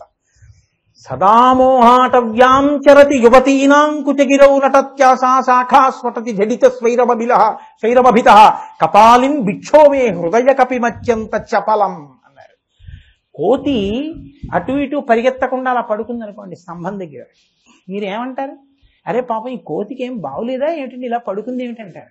అది అలా కొమ్మలు ఎక్కి అటెక్కి ఇటెక్కి ఇటు దూకి అటు దూకి గోడ ఎక్కి అటు చూసి ఏదో అరటి పండు తిని చేసింది అనుకోండి, ఉరివే కోతిని చూడరా అంటే. కోతి అంటే కదిలిపోతూ ఉంటేనే కోతి. కదిలిపోవడం దాని లక్షణం. కదలికని ఆప్ చేసే ప్రయత్నం చేయకండి మొదట్లో. కదలికల యందు ఏది పట్టుకోవాలో అది పట్టుకునే అవకాశం ఇవ్వండి దానికి. షోడశోపచారాలు అందుకే వచ్చాయి. ప్రశాంతంగా ఈశ్వరుడి యొక్క మూర్తిని మొదటి మంత్రంలో చూసి స్వామిని ధ్యానం చేయండి. ఆవాహయామి పిలవండి, ఆసనం సమర్పయామి కూర్చోబెట్టండి, హస్తయోహ అర్ఘ్యం సమర్పయామి చేతులు కడుక్కోవడానికి నీళ్ళు ఇవ్వండి, పాదయోహ పాద్యం సమర్పయామి మనసు మారడానికి అవకాశం ఇచ్చారా లేదా? చేతులు చూడు కడుగుతున్నాను, కాళ్ళు చూడు కడుగుతున్నాను, స్నానం సమర్పయామి స్నానం చేయించండి, వస్త్రద్వయం సమర్పయామి ఆ ఒళ్ళు తుడవండి, చక్కగా వస్త్రద్వయం ఇవ్వండి. ఆయన పట్టుబట్టలు కట్టు కూర్చున్నాడు. యజ్ఞోపవీతం సమర్పయామి. ఏదో నోటితో అనకండి, మనస్సుకి అవకాశం ఇవ్వండి అనుభవించడానికి. ఈశ్వరుడికి యజ్ఞోపవీతం వేశారు, రామచంద్రమూర్తికి యజ్ఞోపవీతం వేశారనుకోండి మీరు. ఆయన ఆజానుబాహుమరవింద దళాయతాక్షం. ఆయన అత్తమామల ఉత్తరదంజాలేస్తుంటే అల్లుడు చెయ్యెత్తినట్టు మీరు యజ్ఞోపవీతం వేస్తాను అన్నప్పుడు రామచంద్రమూర్తి ఇలా చెయ్యెత్తారనుకోండి వేయమని, ఇలా ఎడంభుజం మించి కదా వెయ్యాలి, అందుకని ఇలా చెయ్యెత్తారనుకోండి, చెయ్యెత్తితే మీరు ఆజానుబాహుం, ఆ విశాల వక్షస్థలం, ఆ జారిపోయిన ఉత్తరీయం, మీరు వేసినటువంటి ఆ యజ్ఞోపవీతం, మెరిసిపోతున్న ఆయన గుండెలు అవి చూడండి. మనసుకి ఒక ఆలంబనం ఇవ్వండి. ఇప్పుడు యజ్ఞోపవీతం సమర్పయామి, ఇది శంకరుల యొక్క ప్రతిపాదన షట్పదిలో. మీరు ఏది చూస్తున్నారో అక్కడ ఏదో ఒక చోట ఆగిపోతుంది మాత్రం, మీరు చెప్పలేరు, ఎక్కడో అక్కడ ఆగిపోతుంది. అందుకే లలితా సహస్రం గడగడ గడగడ ఎవరు చదివారో వాళ్ళకి లలితా సహస్రం రాదని గుర్తు. లలితా సహస్రం గట్టిగా 20 శ్లోకాలు కూడా చదవలేకపోతున్నామండి, వెళ్ళటం లేదు ముందుకి, ఆగిపోతోందని ఎవరన్నారో వాళ్ళకి లలితాదేవి అనుగ్రహం కలిగిందని గుర్తు. నేను ఎందుకు ఈ మాట అంటున్నానో తెలుసా అండి?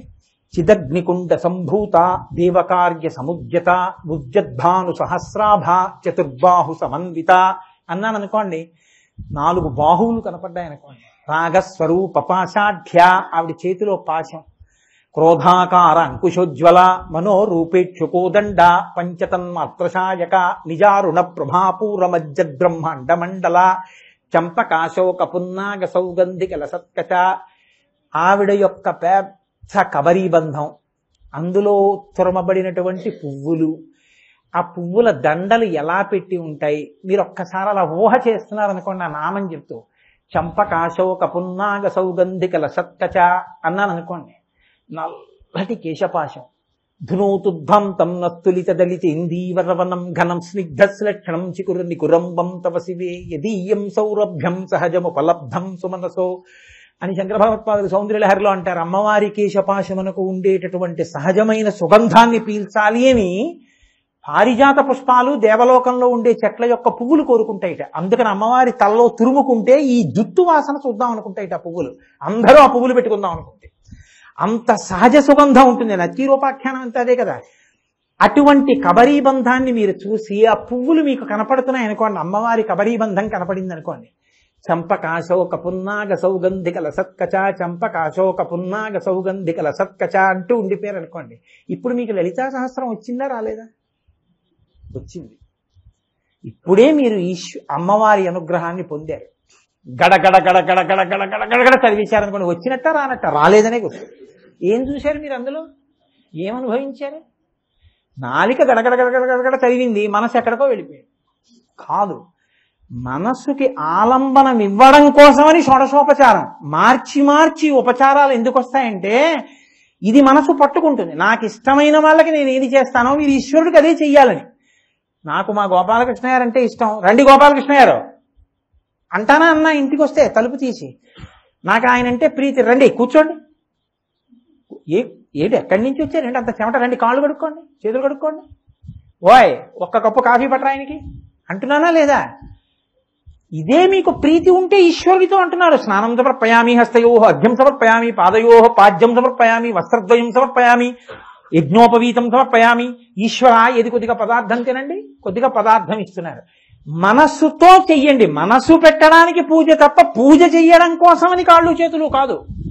కాళ్ళు చేతులతో పూజ చేయడం పెద్ద విశేషమేం కదా. అక్కడ పూలెట్టి 4 మంత్రాలు నోటికి వచ్చేస్తే గమభవం నిధరపదైన మహం నిధరవాంతికాయన మహం మూర్ధాయన మహం మూర్ధలింగాయన మహా ఎవరైనా అంటారు. మనసు పెట్టి. అందుకని ఆయన అంటాడు, మయ్యేవ మనాధత్సా మయి బుద్ధిం నివేశ అంటాడు. నా ఎందు మనసు పెట్టరా, నేను అది కోరుకుంటున్నాను అంటాడు. అది ఇవ్వడమే మనకి చేత కాదు.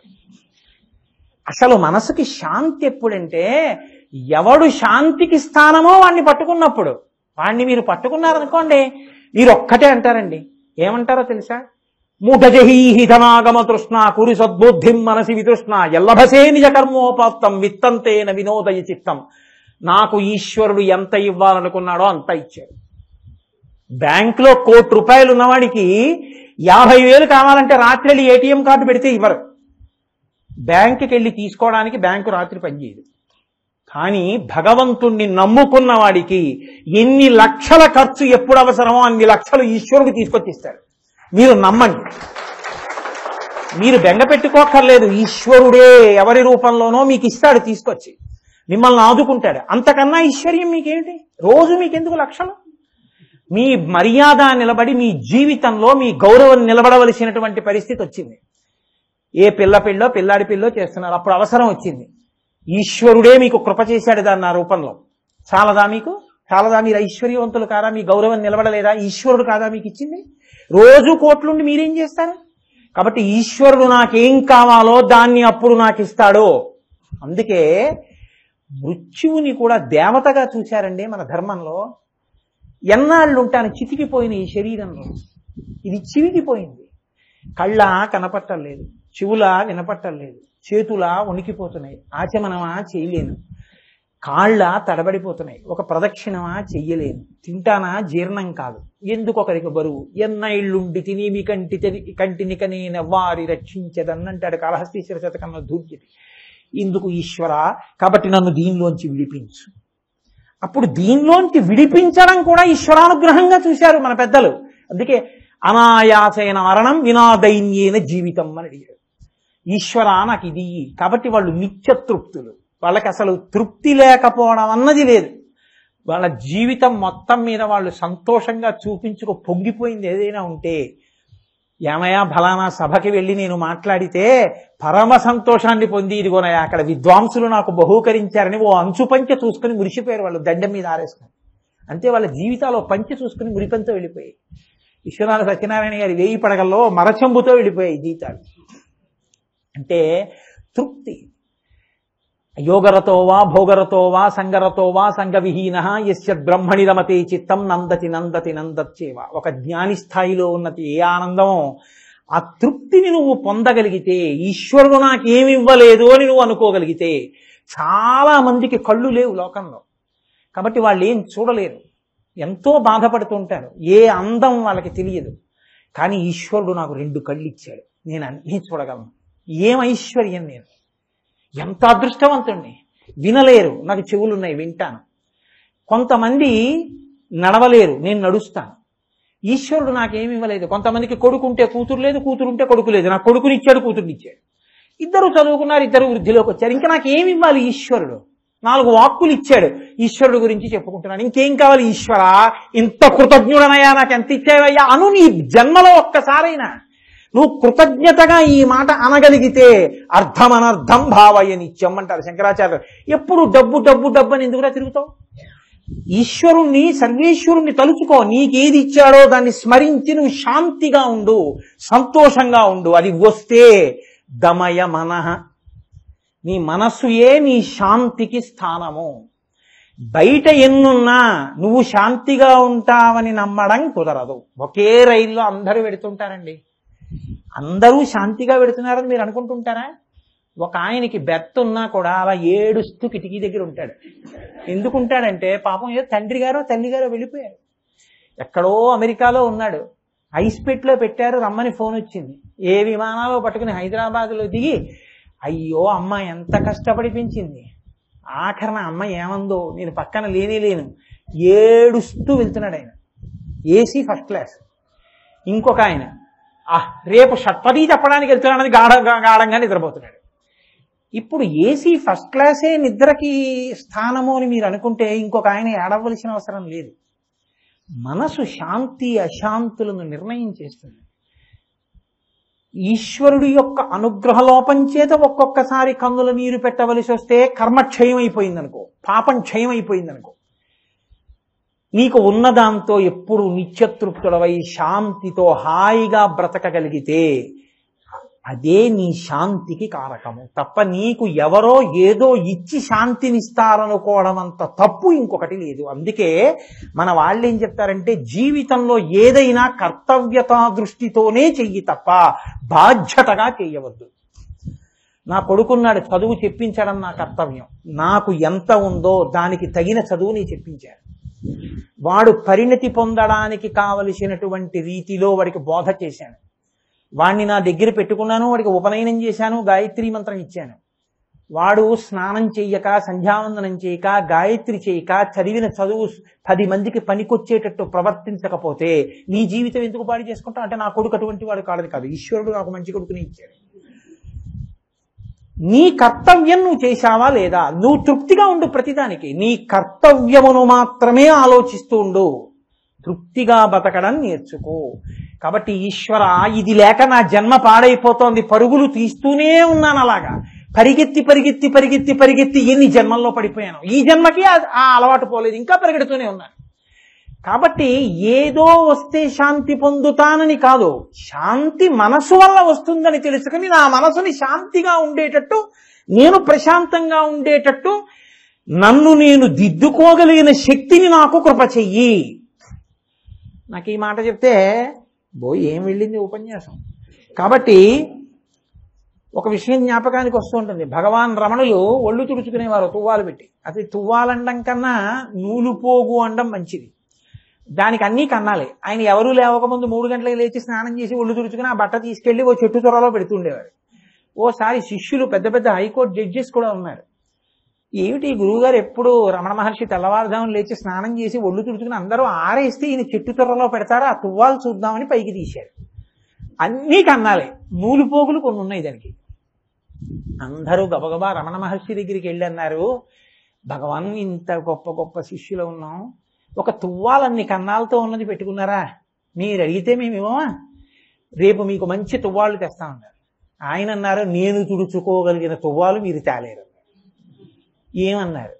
ఇంద్రుడు నా తువ్వాలు, సహస్రాక్షుడు, 1000 కన్నాలు చూసారా, అవి 1000 కళ్ళు. ఇంద్రుడు నాకు తువ్వాలుగా ఉన్నాడు, మీరెక్కడ తెస్తారు ఇంద్రుడిని తువ్వాలుగా? తేలేరు, నాకు అదే కావాలన్నారు. ఇంద్రుడు తువ్వాలుగా ఉన్నాడని కన్నాలు పడిన తువ్వాలుతో ఉండి తృప్తిగా ఉన్నవాడికి మీరు కొత్తగా తృప్తి ఏమి ఇస్తారండి? ఏం తెచ్చిస్తారు? తృప్తి మీలో ఉండాలి, తృప్తి బయట నుంచి తెచ్చి ఇచ్చేది కాదు. అందుకే అసలు ఆ తృప్తి అన్నది లేక ఏడిచేవాడిని బాగు చేయగలిగిన వాడు లేడు. అసలు ఆ తృప్తి మీకు ఉంటే కదా అసలు ఇంకొకటి అడిగే కృతజ్ఞత. ఈశ్వరాను నాకేమి ఇవ్వలేదని ఎప్పుడంటారు మీకు తృప్తి ఉంటే? అసలు ఇదే లేని వాడి దగ్గరికి వెళ్ళి మీరు ఎప్పుడే అంటారు ఆర్తో అర్ధార్థి 2 చోట్లే ఉంటారు. ఎప్పుడు ఈశ్వర నాకు ఇది లేదు ఇస్తావా, ఇది లేదు ఇస్తా, అది ఇచ్చాడు వదులుతారా? ఇంకోటి, అది అయింది వదులుతారా? ఇంకోటి, అడుగుతూనే ఉంటాం. నాకేమి ఇవ్వలేదన్నారు అనుకోండి, అడగడానికి ఏముంది? ఈశ్వర అసలు నువ్వెవరో నాకు ఒకసారి కనపడదు అంటారు కదా. అందుకని దమయ మనః చాలు, వాటికి అంతే అయింది చాలు, ఈశ్వరుడు ఎంత ఇస్తే అంత కదా. కాబట్టి అవినయమపనయ విష్ణో దమయ మనః అంతే చెప్పాను. ఇవాళకి శమయ విషయ మృగతృష్ణాం భూతదయాం విస్తారయ తారయ సంసార సాగరతః శ్లోకాన్ని రేపు పూర్తి చేస్తాను. రేపు సాయంకాలం ఉపన్యాసానికి ముందరే ఈ షట్పది స్తోత్రాన్ని మీ అందరికీ కూడా ముద్రణ వేసి అందచేస్తున్నారు. చక్కగా ఒక శ్లోకాన్ని మీరు నేను కలిసి అని ఆ తర్వాత వ్యాఖ్యానం చేస్తే మీ మనసులకి బాగా హత్తుకుని, నేను అలా అంటాను మీకు తెలియక కాదు, మీకు అన్నీ తెలుసు, ఏదో అదో సంతోషానికి అలా అంటాను, అందరం కలిసి అని రేపు వ్యాఖ్యానం మిగిలింది విందురుగాని. రేపు ఉదయం ఎన్ని గంటలకమ్మా? రేపు ఉదయం 8:15 ధూర్జటి కృతం, మహానుభావుడు ధూర్జటి, ఆయన చేసినటువంటి శ్రీకాళహస్తీశ్వర శతకంలో ఏదైనా ఒక పద్యానికి వ్యాఖ్యానం చేస్తాను. ఉపన్యాసం ఉంటుంది. మీలో ఆసక్తి కలిగిన వారు, దానికి అవకాశం కుదిరిన వారు, అంటే అందరికీ అవకాశం ఉండొచ్చు ఉండకపోవచ్చు, అవకాశం ఉన్నవారు దాన్ని వినియోగించుకోవచ్చు. మంగళాశాసనపరై మదాచార్య పురోగమై సర్వైశ్చ పూర్వైరాచార్యై సత్కృతాయాస్తు మంగళం. మంగళం కోసలేంద్రాయ మహనీయ గుణాత్మనే చక్రవర్తి తనూజాయ సర్వభౌమాయ మంగళం. ఉమాకాంతాయ కాంతాయ కామితార్థప్రదాయిని శ్రీగిరీశాయ దేవాయ మలినాథాయ మంగళం. కరచరణకృతం వా కర్మవాక్కాయజం వా శ్రవణనైనజం వా మానసం వాపరాధం విహితం వా సర్వమేత్తక్షమస్వ శివ శివ కరుణాబ్ధే శ్రీ మహాదేవ శంభో. సర్వం శ్రీ ఉమామహేశ్వర పరబ్రహ్మార్పణమస్తు. స్వస్తి.